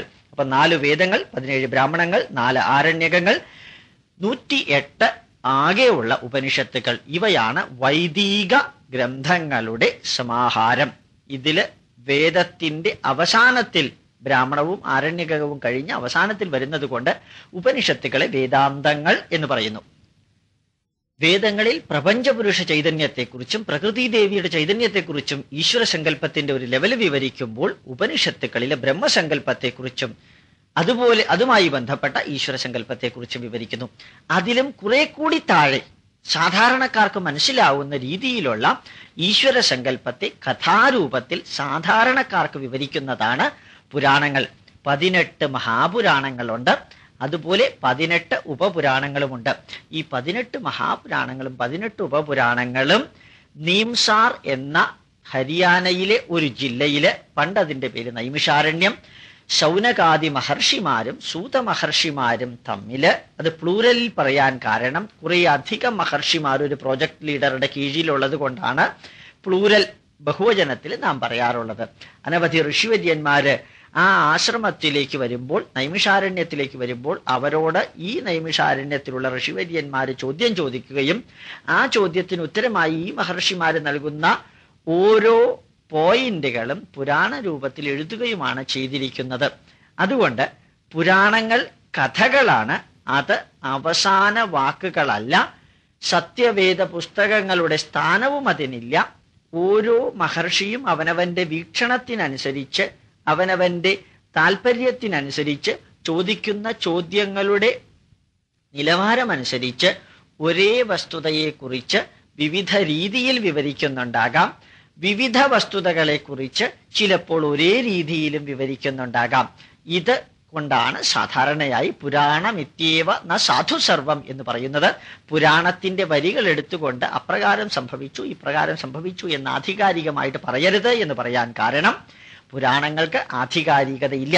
പുരാണങ്ങൾക്ക് വിജ്ഞാന വൈരാഗ്യ വിവക്ഷയാ വിഭോ വചോ വിഭൂതിർ നതു പാരമാർത്ഥ്യം, അറിവുണ്ടാകണം, ഡിറ്റാച്ച്മെന്റ് ഉണ്ടാകണം എന്നീ ഉദ്ദേശത്തോടു കൂടി എഴുതിയിരിക്കുന്നതാണ് പുരാണങ്ങൾ. അതിൽ ചരിത്ര സത്യങ്ങളായ അനവധി വിവരണങ്ങളുണ്ട്. ജിയോഗ്രഫിക്കൽ എക്സ്പ്ലനേഷൻസ് ധാരാളമുണ്ട്. കാലഗണനയെ നമുക്ക് ആധികാരികമായിട്ട് വിശ്വസിക്കാവുന്ന ചില വിവരണങ്ങളുണ്ട്. പക്ഷെ അവയെല്ലാം കഴിഞ്ഞ് അനവധി കഥകൾ അതിനകത്തുണ്ട്. ശിബി ചക്രവർത്തി പരുന്തിനോട് സംസാരിച്ചു, പ്രാവിനോട് സംസാരിച്ചു, പാമ്പ് സംസാരിച്ചു, കൂവൻ സംസാരിച്ചു, അതുപോലെ തന്നെ കാക്ക സംസാരിച്ചു എന്നെല്ലാം. ഈ കഥകളുടെ എല്ലാം ലക്ഷ്യം കുറെ ധാർമ്മിക മൂല്യങ്ങൾ ഒരു വ്യക്തിയിൽ നിന്ന് തലമുറകളിലേക്ക് കൊടുക്കുക. കഥ പിന്നീട് ഉപേക്ഷിച്ച് കൂടുതൽ കൂടുതൽ ഉയരത്തിലേക്ക് പോകണം. കഥയിൽ ഒതുങ്ങിക്കൂടാൻ വേണ്ടിയിട്ട് ഒരിക്കലും ശ്രമിക്കരുത്. കഥ ഒരു മെസ്സേജ് കൊടുക്കാൻ വേണ്ടിയിട്ടുള്ള പാത്വേ മാത്രമാണ്. അതുകൊണ്ട് പുരാണം എഴുതിയ വ്യക്തികൾ തന്നെ പറഞ്ഞിട്ടുണ്ട്, പുരാണമിത്യേവ ന സാധു സർവം. ഒരേ പുരാണത്തിലെ വിവരണങ്ങൾ മറ്റൊരു പുരാണത്തിൽ വേറെ ഒരു രീതിയിൽ നൽകിയിട്ടുണ്ട്. ഇപ്പൊ 18 മഹാപുരാണങ്ങളും 18 ഉപപുരാണങ്ങളും ഉള്ളവയുടെ പേരുകൾ നാം മനസ്സിലാക്കണം. മഹാപുരാണങ്ങൾ അതിപ്രധാനപ്പെട്ട പുരാണങ്ങളാണ്. പലതും 7ഉം 8ഉം വോളിയം വരുന്ന, ആയിരക്കണക്കിന് അധ്യായങ്ങൾ വരുന്ന ഗ്രന്ഥങ്ങളാണ്. അപ്രകാരമുള്ള ഗ്രന്ഥങ്ങളിൽ 18 മഹാപുരാണങ്ങളുടെ പേര്: വിഷ്ണു പുരാണം, നാരദീയ പുരാണം, ഭവിഷ്യപുരാണം, ഗരുഡ പുരാണം, അഗ്നിപുരാണം, ഭാഗവത പുരാണം, ശിവപുരാണം, മാർക്കണ്ഡേയ പുരാണം, ലിംഗപുരാണം, ബ്രഹ്മവൈവർത്ത പുരാണം, മത്സ്യപുരാണം, കൂർമ്മപുരാണം, വരാഹപുരാണം, വാമനപുരാണം, സ്കന്ധപുരാണം, ബ്രഹ്മാണ്ഡപുരാണം, പത്മപുരാണം, വായുപുരാണം. ഈ 18 മഹാപുരാണങ്ങളില് ചരിത്രപരമായ ധാരാളം വസ്തുതകൾ കൊടുത്തിട്ടുണ്ട്. പ്രത്യേകിച്ചും ഭാരതത്തെക്കുറിച്ച്, വിവിധ ജനസമൂഹങ്ങളെക്കുറിച്ച്, ആചാരവിചാരങ്ങളെക്കുറിച്ച്, ഉപാസനാ മാർഗങ്ങളെക്കുറിച്ച്, പുരാണ കഥാപാത്രങ്ങളായ ഈശ്വര സങ്കല്പത്തെക്കുറിച്ച്, വ്രതങ്ങളെക്കുറിച്ച്, ദേശകാല അനുസരിച്ച് ജീവിച്ചിരുന്ന ജനസാമാന്യങ്ങളെക്കുറിച്ച് ഇതെല്ലാം അതിൽ വിവരിച്ചിട്ടുണ്ട്. ഇനി 18 ഉപപുരാണങ്ങൾ ഏതെല്ലാമാണ് എന്ന് നോക്കാം. സാംബപുരാണം, ദേവി ഭാഗവതം, കാലികാപുരാണം, നാരദപുരാണം, ഹരിവംശപുരാണം, വിഷ്ണു ധർമ്മോത്തര പുരാണം, കൽക്കി പുരാണം, മുൽഗലപുരാണം, ആദിപുരാണം, ആത്മപുരാണം, ബ്രഹ്മപുരാണം, വിഷ്ണു ധർമ്മപുരാണം, നരസിംഹപുരാണം, ക്രിയായോഗസാരപുരാണം, ബൃഹത് നാരദീയ പുരാണം, പുരുഷോത്തമ പുരാണം, സൂര്യപുരാണം, സൗരധർമ്മ പുരാണം. ഇപ്രകാരമാണ് 18 ഉപപുരാണങ്ങൾ ഉള്ളത്. ഈ ലിസ്റ്റിൽ പെടാത്ത 2-3 പുരാണങ്ങൾ കൂടിയുണ്ട് എന്ന് വിവരണങ്ങളിൽ കാണുന്നു. പലതും നഷ്ടപ്പെട്ടിട്ടുണ്ടാകാം. ഏതായാലും ഈ പുരാണങ്ങൾക്ക് ഇപ്രകാരം പേര് വരാൻ കാരണം, ചില പുരാണങ്ങൾ, മത്സ്യപുരാണം എന്ന് പറഞ്ഞാൽ മത്സ്യാവതാരത്തെ മാത്രം വിവരിക്കുന്നതല്ല, മത്സ്യരൂപിയായ മഹാവിഷ്ണു വിവരിക്കുന്നത് കൊണ്ട് അത് മത്സ്യപുരാണം, കൂർമ്മരൂപത്തിലുള്ള മഹാവിഷ്ണു വിവരിക്കുന്നത് കൊണ്ട് അത് കൂർമ്മപുരാണം, വരാഹരൂപത്തിലുള്ള മഹാവിഷ്ണു വിവരിക്കുന്നത് കൊണ്ട് വരാഹപുരാണം, മാർക്കണ്ഡേയ മഹർഷി വിവരിക്കുന്നത് കൊണ്ട് അത് മാർക്കണ്ഡേയ പുരാണം. അതേ സ്ഥാനത്ത് സ്കന്ദനെ കുറിച്ച് വിവരിക്കുന്ന പുരാണമായതുകൊണ്ട് സ്കന്ദപുരാണം, ബ്രഹ്മാണ്ടത്തെക്കുറിച്ച് വിവരിക്കുന്നതായതുകൊണ്ട് ബ്രഹ്മാണ്ഡ പുരാണം, പത്മത്തിന്റെ പ്രാധാന്യത്തെക്കുറിച്ച് കൂടി വിവരിക്കുന്ന, വിഷ്ണുവിന്റെ നാഭിയിലുള്ള പത്മത്തിന്റെ പ്രാധാന്യത്തെക്കുറിച്ചും ബ്രഹ്മാവിന്റെ മഹത്വത്തെക്കുറിച്ചും വിവരിക്കുന്നത് കൊണ്ട് അതിന് പത്മപുരാണം എന്ന് പറയുന്നു. വായുദേവൻ വിവരിച്ചത് കൊണ്ട് വായുപുരാണം. ഇത്രയും പറയാൻ കാരണം, ഓരോ പുരാണത്തിനും അതാത് പേര് വരുന്നത് ഒരു പ്രത്യേക നിയമത്തിന്റെ അടിസ്ഥാനത്തിലല്ല, വ്യത്യസ്ത നിയമത്തിന്റെ അടിസ്ഥാനത്തിലാണ്. ഈ പല പുരാണങ്ങളിലും അനവധി സഹസ്രാവധി കഥകളുണ്ട്. ആ കഥകൾ മുഴുവനും സത്യങ്ങളാണ് എന്ന് വിചാരിക്കരുത് എന്ന് പ്രത്യേകം ഓർമ്മിപ്പിക്കുന്നു. നമുക്ക് പ്രയോജനപ്രദമായ നന്മകൾ സ്വീകരിക്കാൻ വേണ്ടി കഥകളിലൂടെ കാര്യങ്ങൾ അവതരിപ്പിച്ചിരിക്കുക മാത്രമാണ് അതിൽ ചെയ്തിരിക്കുന്നത്. അടുത്തത് ഇതിഹാസം. യഥാർത്ഥത്തില് ശ്രീകൃഷ്ണനുമായി ബന്ധപ്പെട്ട ഒരു ഇതിഹാസമാണ് മഹാഭാരതം. ശ്രീരാമനുമായി ബന്ധപ്പെട്ട ഒരു ഇതിഹാസമാണ് രാമായണം. ആദി കാവ്യമായ രാമായണം വാൽമീകി മഹർഷി എഴുതിയിരിക്കുന്ന അതിബൃഹത്തായ ഒരു ഗ്രന്ഥമാണ്. അതില് ശ്രീരാമൻ മനുഷ്യനായി വന്ന് സാധാരണ മനുഷ്യരനുഭവിക്കുന്ന സുഖദുഃഖങ്ങളും മറ്റ് വികാര വിചാരങ്ങളും സ്വയം അനുഭവിച്ച് എപ്രകാരമാണ് ധാർമ്മിക മൂല്യങ്ങൾ നിലനിർത്തി ജീവിക്കേണ്ടത് എന്ന് കാണിച്ചു തരുന്ന ഒരു practical life style, practical sociology, practical self management, practical ധർമ്മശാസ്ത്ര, ഇതാണ് രാമായണത്തിലും മഹാഭാരതത്തിലും മനുഷ്യരൂപത്തില് വരുന്ന രണ്ട് അവതാരങ്ങൾ, താഴത്തേക്ക് ഇറങ്ങി വന്ന ജ്യോതിസ്വരൂപങ്ങൾ നമുക്ക് നൽകുന്നത്. ഇതേ രാമായണത്തിലെ ശ്രീരാമനെ പൂർണ്ണമായും മഹാവിഷ്ണുവിന്റെ അവതാരമായ ഈശ്വരനായി കാണിച്ചുകൊണ്ട് അധ്യാത്മ രാമായണത്തിൽ എഴുതിയിട്ടുണ്ട്. അത് പുരാണത്തിന്റെ ഭാഗമാണ്. പുരാണത്തിന്റെ ഭാഗമായ അധ്യാത്മ രാമായണം ശ്രീരാമനിലുള്ള സമഗ്ര ഈശ്വര ചൈതന്യത്തെക്കുറിച്ച് വിവരിക്കുമ്പോൾ, വാൽമീകി രാമായണം ശ്രീരാമൻ എന്ന മനുഷ്യരൂപത്തിലുള്ള അവതാരത്തിന്റെ കുടുംബബന്ധം, സമൂഹബന്ധം, രാഷ്ട്രധർമ്മം, ഇതിനെക്കുറിച്ച് വസ്തുതാപരമായി മര്യാദാ പുരുഷോത്തമന്റെ രൂപത്തില് അച്ഛനോട്, അമ്മയോട്, സഹോദരന്മാരോട്, സഹോദരിമാരോട്, ഭാര്യയോട്, പ്രപഞ്ച ചൈതന്യത്തോട്, പ്രജകളോട്, മറ്റു രാജാക്കന്മാരോട്, മഹർഷിമാരോട്, തന്റെ ചുറ്റുമുള്ള ജീവജാലങ്ങളോട് എപ്രകാരം പെരുമാറണമെന്ന് ധർമ്മശാസ്ത്രത്തിൽ വിവരിച്ചിരിക്കുന്നതിനെ ശ്രീരാമൻ ഒരവതാരത്തിൽ മനുഷ്യരൂപത്തിൽ വന്ന് ജീവിച്ച് കാണിച്ചു തരികയാണ്. ഇതി ഇഹ ആസീത്, ഇപ്രകാരം ഇവിടെ ഉണ്ടായിരുന്നു. അതായത് ചരിത്രത്തിന്റെ ഭാഗമെന്നോണം ഇതിഹാസത്തിൽ വിവരിച്ചിരിക്കുന്നത്. രാമായണത്തിൽ വിവരിച്ചിരിക്കുന്ന എല്ലാ പ്രദേശങ്ങളും ഇന്നും നമുക്ക് കാണുവാനും അവിടെ ചെല്ലുവാനും സാധിക്കും. ഉദാഹരണം ജടായുമംഗലം, ചടയമംഗലം, ശബരിമല, രാമേശ്വരം തുടങ്ങിയ സ്ഥലങ്ങളെല്ലാം ഇന്നും നമുക്ക് അറിഞ്ഞ് അതേ പേരോടുകൂടി വിവരിക്കാൻ സാധിക്കും. ഇതിലെ രണ്ടാമത്തെ ഇതിഹാസം അതിബൃഹത്തായ മഹാഭാരതം. ശ്രീകൃഷ്ണൻ ഒരു സമൂഹത്തെ ഏതെല്ലാം ക്രൈസിസ് മാനേജ്മെന്റിലൂടെ കടന്നു പോകുമ്പോൾ അഭിമുഖീകരിക്കാൻ പഠിപ്പിച്ചു എന്നുള്ളതിനെക്കുറിച്ച്, ഒരു രാഷ്ട്രം എങ്ങനെയാണ് ഇരിക്കേണ്ടത് എന്നുള്ളതിനെക്കുറിച്ച്, രാഷ്ട്രത്തിലെ ധർമാധികാരികളും രാജാവും യുവരാജാവും മന്ത്രിമാരും ആചാര്യന്മാരും ഉപദേശകരും എപ്രകാരം ധാർമ്മിക നിലവാരം പുലർത്തണം എന്നുള്ളതിനെക്കുറിച്ചും, അപ്രകാരം ധാർമ്മിക നിലവാരം പുലർത്തിയില്ലെങ്കിൽ സർവനാശം എപ്രകാരം സംഭവിക്കുമെന്നുള്ളതിനെക്കുറിച്ചും വിവരിക്കുന്നതാണ് മഹാഭാരതം.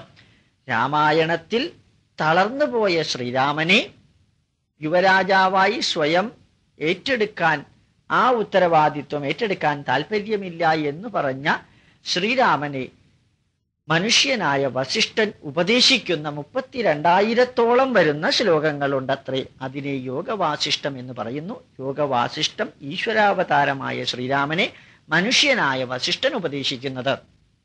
രണ്ടാമത്തെ ഇതിഹാസത്തിൽ തളർന്നുപോയ മനുഷ്യനായ അർജുനനെ ഈശ്വരാവതാരമായ ശ്രീകൃഷ്ണൻ ഉപദേശിക്കുന്ന ഭഗവത്ഗീതയും നമുക്കവിടെ കാണാൻ സാധിക്കും. രണ്ടിലും സമഗ്രവും സമ്പൂർണവും ധാർമ്മിക മൂല്യമുള്ളതും സത്യസന്ധവുമായ ഒരു ജീവിത രീതി വ്യക്തിയും കുടുംബവും സമൂഹവും രാഷ്ട്രവും എപ്രകാരമാണ് അനുഷ്ഠിക്കേണ്ടത് എന്നുള്ളതിനെക്കുറിച്ച് വിവരിക്കുന്നതാണ് ഈ ഇതിഹാസങ്ങൾ. ഇപ്പൊ ഭാരതീയ ചിന്താധാരയില് ഗ്രന്ഥങ്ങൾ, വേദങ്ങൾ വരുന്നു, ബ്രാഹ്മണങ്ങൾ, ആരണ്യകങ്ങൾ, ഉപനിഷത്തുകൾ, 18 മഹാപുരാണം, 18 ഉപപുരാണം, പിന്നീട് 2 ഇതിഹാസങ്ങൾ. ഇനി നാം അറിയേണ്ടത് 6 വേദാംഗങ്ങളെ കുറിച്ചാണ്. വേദത്തിനെ പിവട്ടൽ പോയിന്റാക്കി വെച്ചുകൊണ്ട് വേദത്തിലുള്ള സംസ്കൃത വരികളെ, വാക്കുകളെ, അക്ഷരങ്ങളെ അവ തമ്മിൽ ചേർക്കുമ്പോഴുള്ള നിയമങ്ങൾ എപ്രകാരമാണ് സാഹിത്യത്തെ സമ്പുഷ്ടമാക്കുന്നത് എന്ന് കാണിക്കുന്ന 4 അതിപ്രധാനങ്ങളായ ഗ്രന്ഥങ്ങളുണ്ട്. അവയ്ക്ക് ആത്മീയതയോ ഭൗതികമോ ഒരു പരിധിവരെ ശാസ്ത്രീയമോ ആയ കോൺട്രിബ്യൂഷൻ നൽകുക എന്ന ലക്ഷ്യമല്ല ഉള്ളത്, മറിച്ച് സാഹിത്യപരമായ വിവരണങ്ങൾ നൽകുക എന്ന ലക്ഷ്യം മാത്രമാണ് അതിനകത്തുള്ളത്. ആ വേദാംഗങ്ങളിൽ, വേദങ്ങളുടെ ശരീരഭാഗങ്ങൾ എന്നർത്ഥത്തിലാണ് വേദാംഗങ്ങൾ എന്ന് പറയുന്നത്. 6 വേദാംഗങ്ങളാണ് ഉള്ളത്. അതിൽ ഒന്നാമത്തെ വേദാംഗമാണ് ശിക്ഷാഗ്രന്ഥങ്ങൾ. ശിക്ഷ എന്ന വാക്കിന്റെ അർത്ഥം പഠിപ്പിക്കുക, ശിക്ഷണം എന്ന വാക്കിന്റെ അർത്ഥം തന്നെയാണ് ശിക്ഷാഗ്രന്ഥങ്ങൾക്കുള്ളത്. 18 ശിക്ഷാഗ്രന്ഥങ്ങളുണ്ട് എന്ന് പറയുന്നു. ഈ ശിക്ഷാഗ്രന്ഥങ്ങൾ വേദമന്ത്രങ്ങളെ ഞാൻ അല്പം മുമ്പ് പറഞ്ഞതുപോലെ സ്വരത്തോടു കൂടി എപ്രകാരമാണ് ചൊല്ലേണ്ടത് എന്ന് വിവരിക്കുന്ന നിയമങ്ങളാണ് ശിക്ഷാഗ്രന്ഥങ്ങളിലുള്ളത്. ഒരു സാധാരണക്കാരനെ സംബന്ധിച്ചിടത്തോളം ശിക്ഷാഗ്രന്ഥങ്ങളിൽ നിറഞ്ഞിരിക്കുന്ന നിയമങ്ങൾ കാര്യമായ പ്രസക്തിയുള്ളതല്ല. അതേസമയത്ത് വൈദിക വൃത്തി പഠിക്കുന്ന വ്യക്തി, വേദവിദ്യാർത്ഥിയെ സംബന്ധിച്ചിടത്തോളം, വേദപദങ്ങളെ വിശകലനം ചെയ്യുന്ന വ്യക്തിയെ സംബന്ധിച്ചിടത്തോളം ശൗനക ശിക്ഷയും യജ്ഞവൽക്യ ശിക്ഷയും നാരായണ ശിക്ഷ തുടങ്ങിയ ഗ്രന്ഥങ്ങൾക്ക് അതിപ്രാധാന്യ ആണ് ഉള്ളത്. സാഹിത്യപരമായ മൂല്യ വിശകലനത്തിലാണ് ഇപ്രകാരം പ്രാധാന്യം അറിയുക. രണ്ടാമത്തെ ഗ്രന്ഥം നിരുക്തം. ഓരോ സംസ്കൃത പദവും അതുപോലെ തന്നെ സംസ്കൃതത്തിന്റെ പുത്രിമാരായ ഭാരതീയ ഭാഷകളുടെ ഉത്ഭവവും ധാതുക്കൾ മുതൽക്ക് വിവരിക്കുന്നത്. പ്രത്യേകിച്ചും സംസ്കൃതത്തെക്കുറിച്ചുള്ള വിവരണം യാസ്കാചാര്യൻ എഴുതിയ നിരുക്തമാണ്. അതില് പ്രപഞ്ച ചൈതന്യത്തിന് അപ്രകാരം പേര് വരാൻ കാരണം എന്താണ് എന്ന് വിശദീകരിച്ചിട്ടുണ്ട്. അന്തരീക്ഷം എന്ന വാക്ക്, സമുദ്രം എന്ന വാക്ക്, സൂര്യൻ എന്ന വാക്ക്, അർക്കൻ എന്ന വാക്ക്, പ്രഭാകരൻ എന്ന വാക്ക്, ഭൂമി എന്ന വാക്ക്, കുജൻ, ബുധൻ, ഈ പ്രകാരമുള്ള സകല വാക്കുകൾക്കും അങ്ങനെ ഒരു പേര് എപ്രകാരമാണ് ലഭിച്ചത്? ആർബിട്രറി കൊടുക്കുകയല്ല ഉണ്ടായത്. അത് സംസ്കൃത ധാതുവിൽ നിന്ന് ഉത്ഭവിച്ചത് കൊണ്ടാണ്. ആ ഉത്ഭവത്തെക്കുറിച്ച് പദോത്ഭവം എപ്രകാരം സംഭവിച്ചു എന്ന് വിവരിക്കുന്നതാണ് നിരുക്തം എന്ന യാസ്കാചാര്യന്റെ പുസ്തകം. അതില് ദേവതാകാന്ഡത്തില് വൈദിക ദേവതമാരെ വിവരിക്കുന്നു. നൈഗമകാന്ഡത്തില് വൈദിക സങ്കല്പങ്ങളെ കുറിച്ച് വിവരിക്കുന്നു. നൈഗണ്ഡൂക കാണ്ഡത്തില് സംസ്കൃത പദങ്ങളുടെ അർത്ഥം, ഉത്ഭവം, വിശകലനം ഇവയെക്കുറിച്ച് വിവരിക്കുന്നു. ലോകത്തിലെ ആദ്യത്തെ എൻസൈക്ലോപീഡിയയാണ് നിരുക്തം എന്ന് പറയുന്നത്. നിരുക്തത്തിന് വേദവുമായിട്ടുള്ള ബന്ധം, വേദത്തിലെ പദങ്ങളെ ഉപയോഗിച്ചിട്ടാണ് ഈ എൻസൈക്ലോപീഡിയ എഴുതിയിരിക്കുന്നത്. മൂന്നാമത്തെ വേദാംഗം വ്യാകരണമാണ്. ജസ്റ്റ് ഗ്രാമർ, പാണിനി തുടങ്ങിയ 18 വ്യാകരണ പണ്ഡിതന്മാർ എഴുതിയിരിക്കുന്ന പുസ്തകമാണ് വ്യാകരണം എന്ന് പറയുന്നത്. ഇതില് വേദമന്ത്രങ്ങളെ എടുത്ത് അതിൽ അക്ഷരങ്ങളും പദങ്ങളും വരികളും ഏതു നിയമം അനുസരിച്ചാണ് ചേർത്തിരിക്കുന്നത് എന്നുള്ളത് പാണിനി പഠിച്ച് വിശകലനം ചെയ്തിരിക്കുന്നതാണ് അഷ്ടാധ്യായി എന്ന വ്യാകരണ ഗ്രന്ഥം. ശാകടായനന്റെയും അതുപോലെ മറ്റനവധി വ്യക്തികളുടെയും, അതായത് 18 വ്യാകരണ ആചാര്യന്മാർ എഴുതിയിരിക്കുന്ന വ്യാകരണ ഗ്രന്ഥം വേദാംഗത്തിന്റെ മൂന്നാമത്തെ പുസ്തകമാണ്, പുസ്തക സമാഹാരമാണ്. നാലാമത്തേത് ഛന്ദശാസ്ത്രം. ഓരോ വേദവരികളും ചൊല്ലുമ്പോൾ അതില് 24 അക്ഷരം, 28, 32, 36, 40, 44, 48 എന്നീ ക്രമത്തിൽ അക്ഷര വ്യത്യാസങ്ങൾ ഉണ്ടാകുന്നത് ഛന്ദസ്സിലുള്ള വ്യത്യാസം അനുസരിച്ചിട്ടാണ്. ഈ ഛന്ദസ്സിലെ വ്യത്യാസങ്ങളെ അധികരിച്ചുള്ള സർവ നിയമങ്ങളും പിങ്കളാചാര്യൻ തുടങ്ങിയ അനവധി ഋഷി തുല്യരായ സാഹിത്യകാരന്മാര് എഴുതിയിരിക്കുന്നതാണ് ഛന്ദശാസ്ത്രം എന്ന നാലാമത്തെ വേദാംഗ പുസ്തക സമാഹാരം. അഞ്ചാമത്തെ വേദാംഗം അതിബൃഹത്താണ്. അത് കൽപ്പശാസ്ത്രം. നാം ഓരോരുത്തരും ഓർമ്മിക്കേണ്ട ഒരു പേരാണ് കൽപ്പശാസ്ത്രം. ഇതിന് കൽപ്പാന്തകാലം എന്നുള്ളതോ കായകൽപ്പം എന്നുള്ളതോ ആയ വാക്കുമായിട്ട് യാതൊരു ബന്ധവുമില്ല. ഈ കൽപ്പശാസ്ത്രത്തെ 4ആയിട്ട് വീണ്ടും വിഭജിച്ചിട്ടുണ്ട്. ഓരോ ഹിന്ദുവും ഈ പേരുകൾ അറിഞ്ഞിരിക്കണം. അതിൽ ഒന്നാമത്തെ ഭാഗം, കൽപ്പശാസ്ത്രത്തിന്റെ ആദ്യത്തെ ഭാഗം ശ്രൗതസൂത്രം. യാഗകർമ്മങ്ങൾ, പുത്രകാമേഷ്ടി യാഗം, അതിരാത്രയാഗം, സോമയാഗം, അശ്വമേധയാഗം തുടങ്ങിയ യാഗങ്ങൾ എപ്രകാരമാണ് നടത്തേണ്ടത് എന്നുള്ളത് മന്ത്രതന്ത്രാദികൾ ചേർത്ത് വിവരിച്ചിരിക്കുന്ന വലിയ പുസ്തകം കൽപ്പശാസ്ത്രത്തിന്റെ ഒരു ചെറിയ ഭാഗം മാത്രമാണ്. അതാണ് ശ്രൗതസൂത്രം. ഈ ശ്രൗതസൂത്രത്തിൽ തന്നെ യാഗകുണ്ഡം നിർമ്മിക്കുന്നതും യാഗശാല നിർമ്മിക്കുന്നതുമായ ജിയോമെട്രിക്കൽ എക്സ്പ്ലനേഷൻ കൊടുത്തിട്ടുണ്ട്. അതിനെ സുൽഭസൂത്രം എന്ന് പറയുന്നു. ഇന്ത്യൻ നാഷണൽ സയൻസ് അക്കാഡമി സുൽഭസൂത്രത്തിന്റെ സമഗ്രമായ വിവരണം നൽകിയ പുസ്തകങ്ങൾ പബ്ലിഷ് ചെയ്തിട്ടുണ്ട്.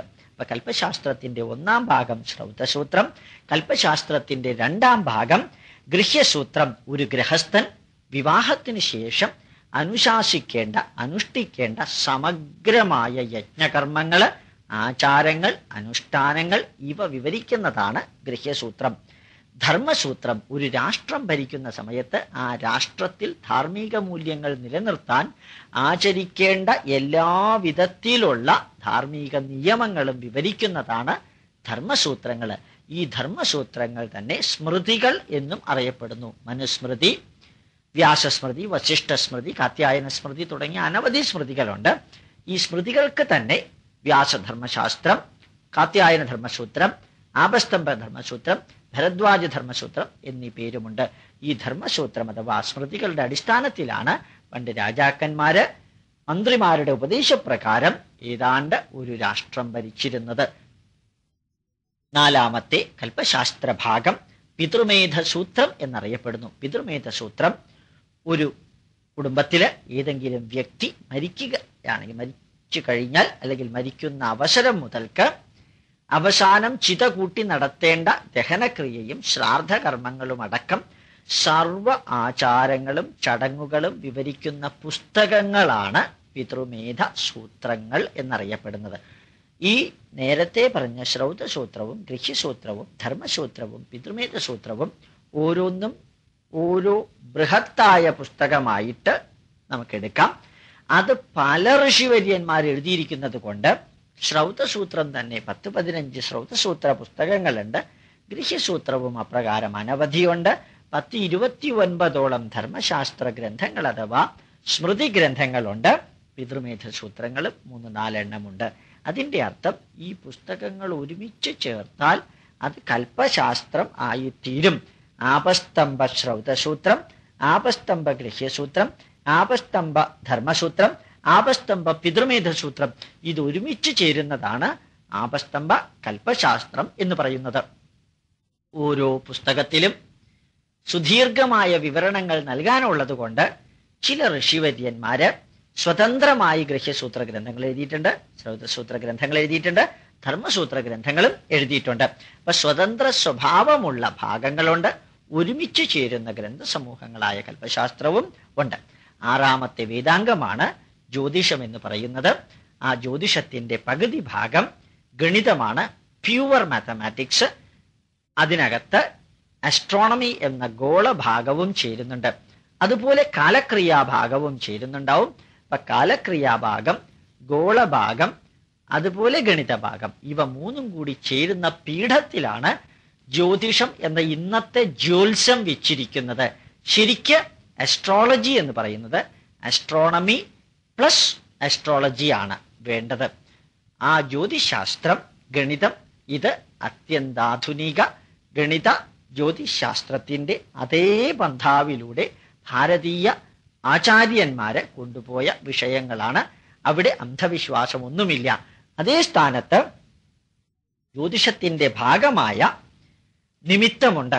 നമ്മൾ ശകുനം നോക്കുക എന്ന് പറയുന്നത്, പ്രശ്നം വെക്കലുണ്ട്, അതുപോലെ ജാതകമെഴുത്തുണ്ട്. ഇത് അസ്ട്രോളജിയുടെ ഭാഗമാണ്, പ്രഡിക്ഷന്റെ ഭാഗമാണ്. അത് അന്ധവിശ്വാസമാണോ അനാചാരമാണോ ദുരാചാരമാണോ എന്ന് ചിന്തിക്കാനും വിശകലനം ചെയ്യാനുമുള്ള സ്വാതന്ത്ര്യം ശ്രോതാക്കൾക്ക് വിട്ടു തന്നിരിക്കുകയാണ്. പക്ഷെ ഒരു കാര്യം മാത്രം പറയാൻ പ്രത്യേകം ആഗ്രഹിക്കുന്നു. ജ്യോതിഷം എന്ന് പറയുന്നത് നാളെയോ അടുത്ത വർഷമോ അടുത്ത ദശാബ്ദത്തിലോ എന്തു സംഭവിക്കും എന്ന് ശ്രദ്ധയോടുകൂടി വിശകലനം ചെയ്താൽ കിട്ടുന്ന ഒരു ചെറിയ ഐഡിയയാണ്. അത്യന്താധുനിക കമ്പ്യൂട്ടർ ഉണ്ടെങ്കിലും അടുത്ത വർഷമോ അടുത്ത ദശാബ്ദത്തിലോ എന്തു സംഭവിക്കും എന്ന് പറയുന്നത് അറിയാനോ സത്യമാണെന്നറിയാനോ വിശകലനം ചെയ്യാനോ ഒരു സംവിധാനവും ഇല്ലാത്ത സ്ഥിതിക്ക് നന്മകൾ സ്വീകരിക്കാൻ തയ്യാറുള്ളവർക്ക് ജ്യോതിഷത്തിന്റെ ചുവട് പിടിച്ച് വേണ്ടത് മാത്രം വിമർശന ബുദ്ധ്യ വിമർശനാത്മകമായ രീതിയിൽ ഉപയോഗിച്ച് നന്മകൾ അവരുടെ ജീവിതത്തിലേക്ക് പകർത്താം. അതുപോലെ ശ്രദ്ധിക്കേണ്ട കാര്യങ്ങളിൽ ശ്രദ്ധിക്കുകയും ചെയ്യാം എന്ന് മാത്രം ജ്യോതിഷത്തെക്കുറിച്ച് പറയുന്നു. അപ്പോൾ വേദാംഗങ്ങൾ 6 അത് ശിക്ഷ, നിരുക്തം, വ്യാകരണം, ഛന്ദശാസ്ത്രം, കൽപ്പശാസ്ത്രം, ജ്യോതിഷം. ഇനിയുള്ളത് ഉപവേദങ്ങളാണ്. ഉപവേദങ്ങളെ സംബന്ധിച്ചിടത്തോളം വ്യത്യസ്തമായ സംഖ്യ പറയാറുണ്ട്. ഒന്നാമത്തെ ഉപവേദം അർത്ഥശാസ്ത്രം, അത് ഋഗ്വേദത്തിന്റെ ഉപവേദമാണെന്ന് പറയുന്നു. ഋഗ്വേദ മന്ത്രങ്ങളെല്ലാം സമ്പദ് സമൃദ്ധിയുടെയും പ്രപഞ്ച പുരുഷനോടുള്ള സ്തുതിയുടെയും ഭാഗമാണെന്ന് ഞാൻ സൂചിപ്പിക്കുകയുണ്ടായി. ആ വേദത്തിന്റെ ഉപവേദം സബ്സിഡിയറി ആയിട്ടാണ് എക്കണോമിക്സ് എന്ന സബ്ജക്റ്റ് അർത്ഥശാസ്ത്രം വരുന്നത്. 18 ഗ്രന്ഥകാരന്മാർ ആധികാരികമായ അർത്ഥശാസ്ത്രം എഴുതിയിട്ടുണ്ട്. രണ്ടാമത്തേത് ധനുർവേദം. യജുർവേദത്തിന്റെ ഉപവേദമാണ് ധനുർവേദം. അത് പൂർണ്ണമായും രാഷ്ട്ര സംരക്ഷണത്തിനാവശ്യമായ ആയുധങ്ങളെയും യോധന വിദ്യകളെക്കുറിച്ചും യുദ്ധ രീതികളെക്കുറിച്ചും വിവരിക്കുന്നതാണ് ധനുർവേദം. ധനുസ്, ആയുധങ്ങൾ ഉപയോഗിക്കുന്ന രീതികള് മുഴുവനും വിവരിക്കുന്നത് ദ്രോണാചാര്യരെ പോലെയുള്ളവര് എഴുതിയ ധനുർവേദ ഗ്രന്ഥങ്ങളാണ്. കൂടാതെ മൂന്നാമത്തെ ഉപവേദം ഗന്ധർവവേദം സംഗീതത്തെക്കുറിച്ചും നാട്യശാസ്ത്രത്തെക്കുറിച്ചും സംഗീത ഉപകരണങ്ങൾ ഉണ്ടാക്കുന്നതിനെ കുറിച്ചുമുള്ള വിവരണമാണ്. ഗന്ധർവവേദത്തിലുള്ളത് അനവധി ഗ്രന്ഥങ്ങൾ പുരാതന ആചാര്യന്മാർ എഴുതിയിട്ടുണ്ട്. അതുപോലെ ആധുനിക സംഗീതജ്ഞന്മാരും ഈ വിഷയത്തിൽ ധാരാളം പുസ്തകങ്ങൾ എഴുതിയിട്ടുണ്ട്. നാലാമത്തെ ഉപവേദം അഥർവവേദത്തിന്റെ ഉപവേദമായ ആയുർവേദമാണ്. ആയുർവേദത്തിലെ ചരക സംഹിതയും സുശ്രുത സംഹിതയും ഈ ദിശയിലേക്കുള്ള വാഗ്ഭടാചാര്യന്റെ അഷ്ടാംഗഹൃദയവും അഷ്ടാംഗ സംഗ്രഹവും എല്ലാം തന്നെ ഇപ്രകാരം ആയുർവേദത്തിന്റെ ആധികാരിക വിശകലനത്തോടു കൂടിയുള്ള വിഷയങ്ങൾ നമ്മെ പഠിപ്പിക്കാൻ ഉതകുന്ന വിധത്തിലുള്ള പുരാതന ഗ്രന്ഥങ്ങളാണ്. അഞ്ചാമത്തെ ഉപവേദ സ്ഥാനമുള്ളത് സ്ഥാപത്യവേദം അഥവാ തച്ചുശാസ്ത്രത്തിനാണ്. അപ്പൊ തച്ചുശാസ്ത്രം ഉൾപ്പെടെ ഉപവേദങ്ങൾ 5 എണ്ണമാണ്. ഹിന്ദുക്കളുടെ ഗ്രന്ഥങ്ങളിൽ നാം പരിശോധിക്കുന്നത് ഷഡ്ദർശനങ്ങളാണ്. ഇവിടെ ദർശനങ്ങൾ, വിഷൻ, ഓരോ മഹർഷിയുടെയും പ്രപഞ്ചത്തിന്റെ സൃഷ്ടി, അസ്തിത്വത്തെക്കുറിച്ച് അവരുടെ വീക്ഷണമാണ് ഷഡ്ദർശനങ്ങളിലൂടെ പറയുന്നത്. ഈ ഷഡ്ദർശനങ്ങളെ വേണമെങ്കിൽ ഋഷിവര്യന്മാരുടെ മതം എന്ന് പറയാൻ സാധിക്കും. ഈ ദർശനങ്ങളിൽ ന്യായശാസ്ത്രം, കോസ് ആൻഡ് ഇഫക്റ്റ്, ലോജിക് ഇവയെക്കുറിച്ച് വിവരിക്കുന്ന ഗൗതമ മഹർഷിയുടെ അതിപ്രസിദ്ധമായ ഫിലോസഫിക്കൽ പുസ്തകമാണത്. രണ്ടാമത്തേത് പതഞ്ജലി മഹർഷി എഴുതിയ യോഗശാസ്ത്രം. പഞ്ചപ്രാണൻ, പഞ്ചഭൂതം, പഞ്ചകർമ്മേന്ദ്രിയം, പഞ്ചജ്ഞാനേന്ദ്രിയം, മനസ്സ് 5x4+1 21 ഇവയുടെ യോഗത്തിലൂടെ പ്രപഞ്ച സൃഷ്ടി, ജീവജാല സൃഷ്ടി, സർവ്വതിന്റെയും അസ്തിത്വം എപ്രകാരം സംഭവിക്കുന്നു എന്നുള്ളതും അഷ്ടാംഗ യോഗഹൃദയത്തിലെ യമ, നിയമ, ആസന, പ്രാണായാമ, പ്രത്യാഹാര, ധ്യാന, ധാരണ, സമാധി എന്നീ 8 സ്റ്റെപ്പുകളെയും കുറിച്ച് പതഞ്ജലി മഹർഷി വിവരിക്കുന്ന യോഗശാസ്ത്രമാണ് രണ്ടാമത്തെ ദർശനം. മൂന്നാമത്തേത് കണാദ മഹർഷിയുടെ വൈശേഷികം. വിശേഷത്താൽ പറയപ്പെട്ടത് എന്നർത്ഥത്തിലാണ് വൈശേഷികം എന്ന തത്വചിന്ത തന്നെ പണ്ട് ഉത്ഭവിച്ചത്. കണാദൻ എന്ന വാക്കുണ്ടായത് തന്നെ കണം ഭക്ഷിക്കുന്നവൻ, ആറ്റം ഭക്ഷിക്കുന്നവൻ എന്നർത്ഥത്തിലാണ്. അതിപ്രസിദ്ധവും നൂതനവുമായ ഒരു ചിന്താധാര അന്നത്തെ കാലത്ത് ഏതാണ്ട് 2100 വർഷങ്ങൾക്ക് മുൻപ് ഭാരതത്തില് പ്രവചിച്ച് വിവരിച്ചത് കണാദ മഹർഷിയാണ്. സർവചരാചരങ്ങളുടെയും അടിസ്ഥാന ഘടകം കണങ്ങളായ ആറ്റങ്ങളാണെന്നും ആറ്റങ്ങൾ കൊണ്ടാണ് പ്രപഞ്ച സൃഷ്ടി നടത്തിയിരിക്കുന്നത് എന്നും വിശേഷാൽ പറഞ്ഞതുകൊണ്ട് മാത്രമാണ് അദ്ദേഹത്തിനെ കണാദൻ, വൈശേഷികൻ, വൈശേഷിക ചിന്താധാര എന്നീ രീതിയിൽ ഇതിനെ പറയപ്പെടുന്നത്. നാലാമത്തേത് വ്യാസമഹർഷിയും ജൈമിന മഹർഷിയും എഴുതിയ പൂർവമീമാംസയും ഉത്തരമീമാംസയുമാണ്. രണ്ടും വ്യത്യസ്ത രീതിയിൽ ഉയർന്ന നിലവാരം പുലർത്തുന്ന ചിന്താധാരകളുടെ ഗ്രന്ഥസമുച്ചയങ്ങളാണ്. അവ നന്മതിന്മകളുടെ അടിസ്ഥാനത്തിലാണ് ലോകത്തിന്റെ അസ്തിത്വം എന്ന് വിവരിക്കുന്ന ഒരു ചിന്താധാര ഒരു വശത്ത്, രണ്ടാമത്തേത് സൃഷ്ടിയും സൃഷ്ടികർത്താവും തമ്മിലുള്ള ബന്ധം വിവരിക്കുന്ന രണ്ടാമത്തെ ചിന്താധാര, സൃഷ്ടിയെ ഉണ്ടാകുന്നത് സൃഷ്ടികർത്താവിന്റെ സാന്നിധ്യത്താൽ മാത്രമാണ് എന്ന് വിവരിക്കുന്ന ഒരു ഫിലോസഫിയും, അതേപോലെ തന്നെ ശരികൾ, തെറ്റുകൾ, ഇവയുടെ റിസൾട്ടുകൾ, അവയുടെ മാനിഫെസ്റ്റേഷൻ, അവയുടെ മാനിപ്പുലേഷൻ എന്നിവ വിവരിക്കുന്ന രണ്ടാമത്തെ ചിന്താധാരയും ചേർന്നിട്ടാണ് ഈ 2 ദർശനങ്ങളും ഉണ്ടായത്. അവസാനത്തെ ദർശനം സാഖ്യദർശനം. കപില മഹർഷി എഴുതിയ സാഖ്യദർശനം ഭഗവത്ഗീതയിൽ ശ്രീകൃഷ്ണൻ വളരെ പ്രാധാന്യത്തോടുകൂടി എടുത്തു പറഞ്ഞിട്ടുണ്ട്. സിദ്ധാനാം കപിലോ മുനി എന്ന് പറയുന്ന ആ വരി കപില മഹർഷിയുടെ മഹത്വത്തെ പ്രത്യേകം എടുത്തു കാണിക്കുന്നു. അദ്ദേഹം എഴുതിയിരിക്കുന്ന സാഖ്യശാസ്ത്രം തന്നെ അത്യുജ്വലമായ ജ്ഞാനത്തിന്റെ രീതിയിൽ മാത്രമാണ് പ്രപഞ്ചത്തിന്റെ അസ്തിത്വം നടക്കുന്നത് എന്ന് വിവരിക്കുന്നു.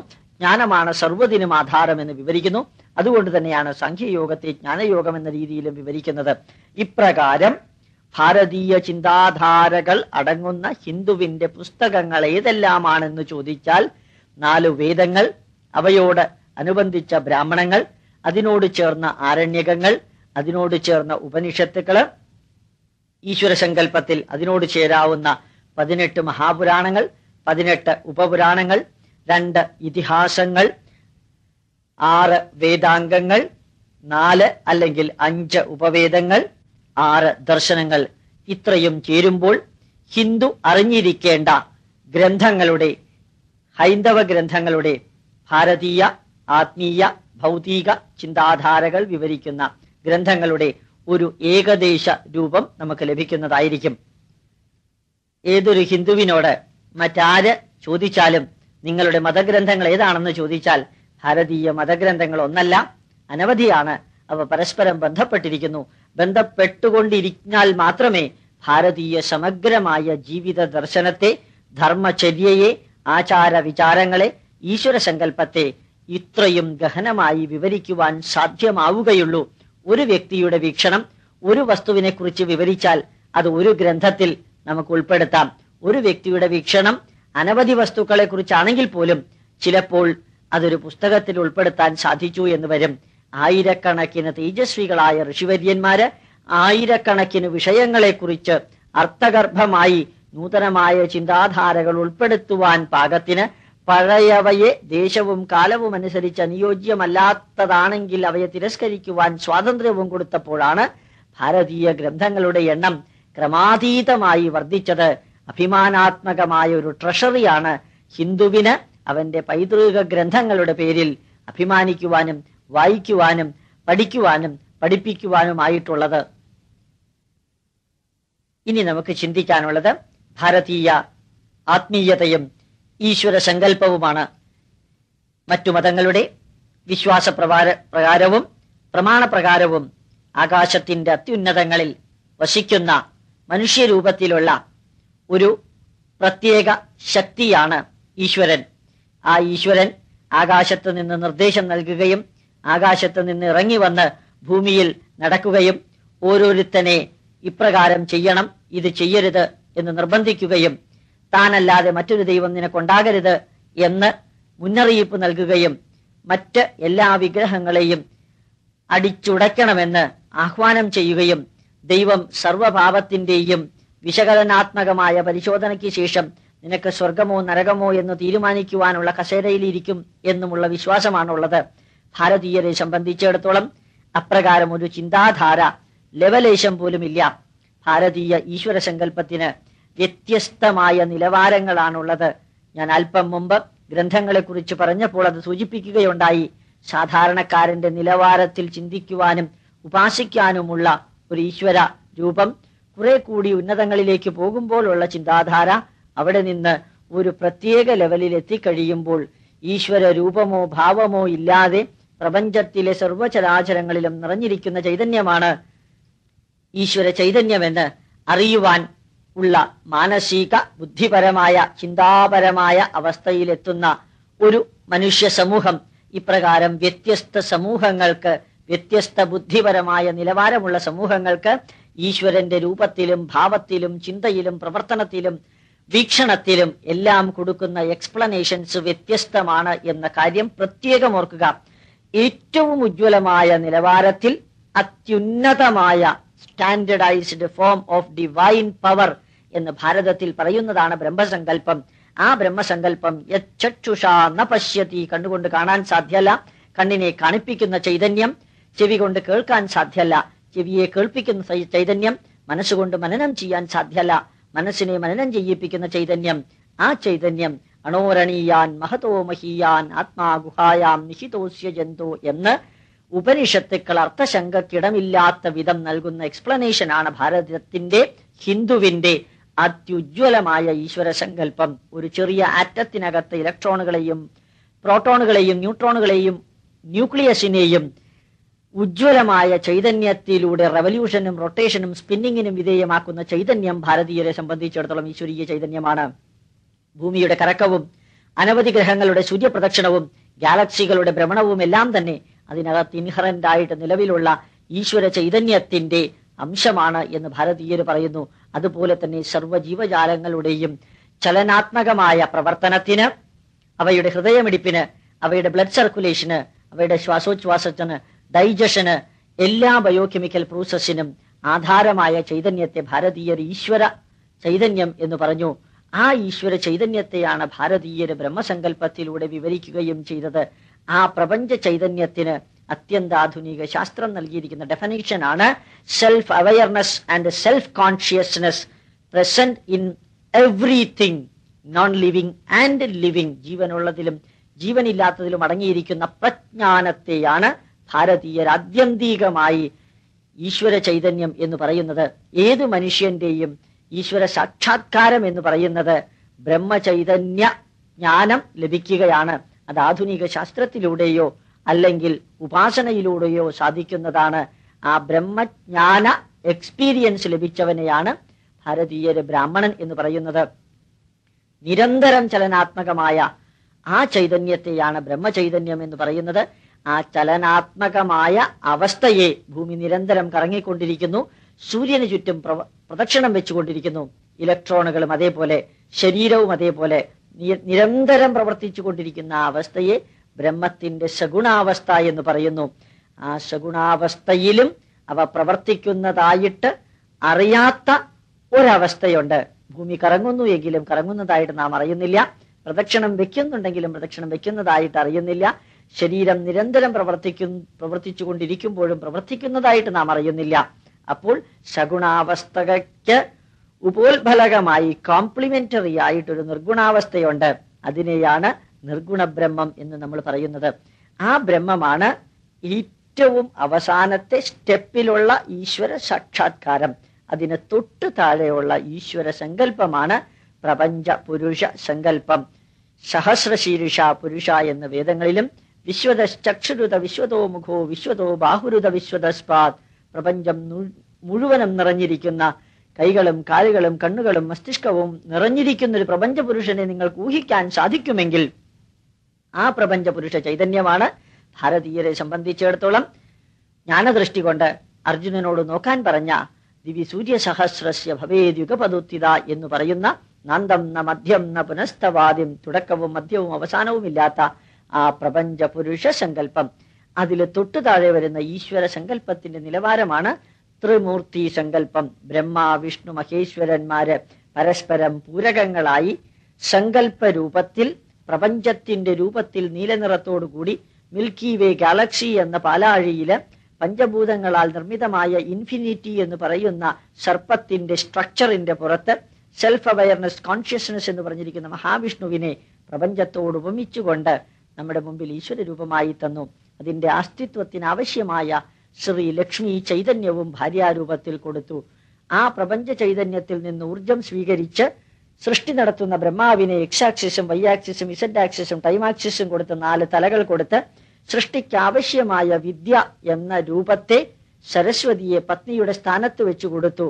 അതുപോലെ തന്നെ സംഹാരത്തിന് ആവശ്യമായ ശക്തമായ അഗ്നിയും തൃക്കണ്ണിലും, ശക്തമായ വായുപ്രവാഹം ജടയിലും, ശക്തമായ ജലപ്രവാഹം അതുപോലെ ജടയിലും, ആയുധത്തെ തൃശൂലത്തിലും, രോഗത്തെ സർപ്പത്തിന്റെ രൂപത്തിലും നൽകിക്കൊണ്ട് ഒരു ശങ്കര വിഗ്രഹം രൂപം കൊടുത്ത് അതിലേക്ക് ശക്തിയുടെ ചൈതന്യം പകരുവാൻ പാർവതിയെയും കൊടുത്ത് അർദ്ധനാരീശ്വരനാക്കിയപ്പോൾ ഭാരതീയര് ത്രിമൂർത്തികളുടെ സൃഷ്ടിസ്ഥിതി സംഹാര ശക്തിയെ മാത്തമാറ്റിക്സും ബയോകെമിസ്ട്രിയും തിയറട്ടിക്കൽ ഫിസിക്സും ഉപയോഗിച്ച് വിവരിക്കുകയാണ് ഉണ്ടായത്.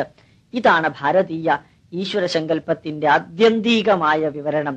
അതിനുശേഷം വരുന്ന 6 തലകളുള്ള സുബ്രഹ്മണ്യനും, ഗണപതിയുടെ തല എന്ന ആനയുടെ തല വെച്ചുകൊണ്ടൊരു മനുഷ്യരൂപവും, 10 തലകളുള്ള രാവണനും, 10 രഥമുണ്ട് എന്ന് പറയുന്ന ദശരഥനും, പോത്തിന്റെ പുറത്ത് വരുന്ന യമനുമെല്ലാം കഥാരൂപത്തിൽ പല പല പ്രതിഭാസങ്ങളെ വിവരിക്കാൻ വേണ്ടി, ഭാരതീയ മനസ്സുകളിലേക്ക് ആശയം എത്തിക്കാൻ വേണ്ടി ഉണ്ടാക്കി വെച്ച സിംബോളിക് റെപ്രസെന്റേഷൻസ് മാത്രമാണ് എന്ന് മനസ്സിലാക്കി വേണം നാം ഉപാസിക്കുവാൻ. ഈ ദേവതാസങ്കല്പം വൈദികമല്ല, മറിച്ച് പൗരാണികമാണ്. പുരാണ കഥയുടെ ഭാഗമായിട്ടാണ് ആ ഉപാസനകൾ നടക്കുന്നത്. അതുകൊണ്ട് ബ്രഹ്മസങ്കല്പം, പ്രപഞ്ച പുരുഷ സങ്കല്പം, ത്രിമൂർത്തി സങ്കല്പം, അതിനുശേഷം പൗരാണിക ഈശ്വര സങ്കല്പം, അതിലും താഴെയോ അതിനോട് ചേർന്നോ നമുക്ക് കാണാൻ സാധിക്കുന്ന ജീവനുള്ള, ജീവചൈതന്യമുള്ള, ചരിത്രത്തിന്റെ പിൻബലമുള്ള ഒരു ഈശ്വരോപാസന കൂടിയുണ്ട്. അത് അവതാരങ്ങളാണ്. ആ അവതാരങ്ങൾ ഭാരതീയരെ സംബന്ധിച്ചിടത്തോളം ഡാർവിന്റെ തിയറിയോട് ചേർന്ന് മനുഷ്യനായി മാറിയ ശാസ്ത്ര ചൈതന്യവും കൂടി തരുന്ന മത്സ്യകൂർമ്മവരാഹശ്ച നരസിംഹോധവാമന രാമോ രാമശ്ച രാമശ്ച കൃഷ്ണ കൽക്കി ഇതി തേ ദിശ. മത്സ്യാവതാരത്തിൽ നിന്ന് സ്വയം ആയുധവേന്തി നയിക്കാൻ പോകുന്ന ഒരു മനുഷ്യന്റെ രൂപത്തെ, സമൂഹത്തെ പ്രതിനിധാനം ചെയ്യുന്ന ഒരു പരിണാമ പ്രക്രിയ നമുക്ക് കാണാൻ സാധിക്കും. കൽപ്പശാസ്ത്രത്തില് ഒരു ഭാഗത്തെക്കുറിച്ച് ഞാൻ പറയുകയുണ്ടായി. ഗൃഹ്യസൂത്രം, ധർമ്മസൂത്രം എന്നിവ ഒരു മനുഷ്യൻ ജീവിതത്തിൽ അനുഷ്ഠിക്കേണ്ട, ആചരിക്കേണ്ട ആചാരങ്ങളാണ് അവിടെ വിവരിക്കുന്നത്.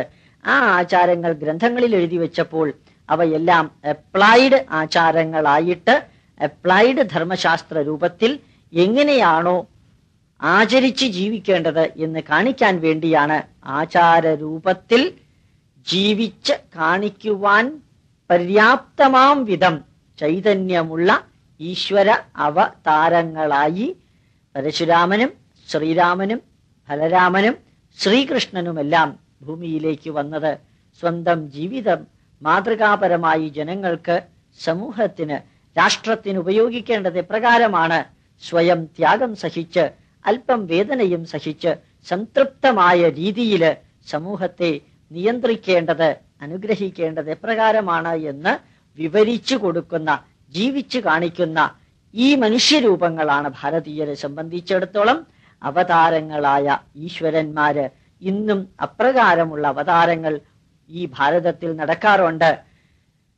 പലരും ജീവിച്ചിരിക്കുന്ന അവതാരങ്ങളെ പൂജിക്കുന്നതായിട്ട് പറയുന്നു. അവരും നമ്മളെ പോലെയോ നമ്മളെക്കാൾ കൂടുതൽ സാത്വിക ഗുണങ്ങൾ അടങ്ങിയ, സമൂഹത്തിന് നന്മ നൽകുന്ന, രാഷ്ട്രത്തെ ചൈതന്യവത്താക്കുന്ന, ധാർമ്മിക മൂല്യങ്ങളെ നിലനിർത്തുന്ന കർമ്മ പദ്ധതിയിലേക്ക് ആവുന്നത്രയും കോൺട്രിബ്യൂഷൻ അഥവാ സംഭാവന നൽകുന്നവരായതുകൊണ്ടാണ് അവർ ഈശ്വരന്റെ പ്രതിനിധികളായിട്ട്, ഭഗവത്ഗീതയിൽ ശ്രീകൃഷ്ണൻ പറഞ്ഞതുപോലെ യഥാ യഥാഹി ധർമ്മസ്യ ഗ്ലാനിർഭവതി ഭാരത അഭ്യുത്ഥാനമധർമ്മസ്യ തദാത്മാനം സൃജാമ്യഹം. ധർമ്മത്തിന് ഗ്ലാനി സംഭവിക്കുമ്പോൾ വന്നുകൊണ്ടിരിക്കുന്ന ഒരു അവതാരങ്ങളുടെ സമൂഹത്തിൽ പലരും ഇന്നും ജീവിച്ചിരിക്കുന്നു. അവരും പൂജാർഹരാണ്. കാരണം അവരാണ് രാഷ്ട്രത്തിന്റെ മോറൽ സൈഡ്, ധാർമ്മിക് വാല്യൂസ് എന്നും ഉയർത്തിപ്പിടിക്കുന്നവര്. അവരും ഭാരതീയരെ സംബന്ധിച്ചിടത്തോളം ഈശ്വര ചൈതന്യത്തിന്റെ ഭാഗമാണ്. ഇത് കൂടാതെ ഭാരതത്തിന് പ്രത്യക്ഷമായ ഒരു ഉപാസനാക്രമവും കൂടിയുണ്ട്.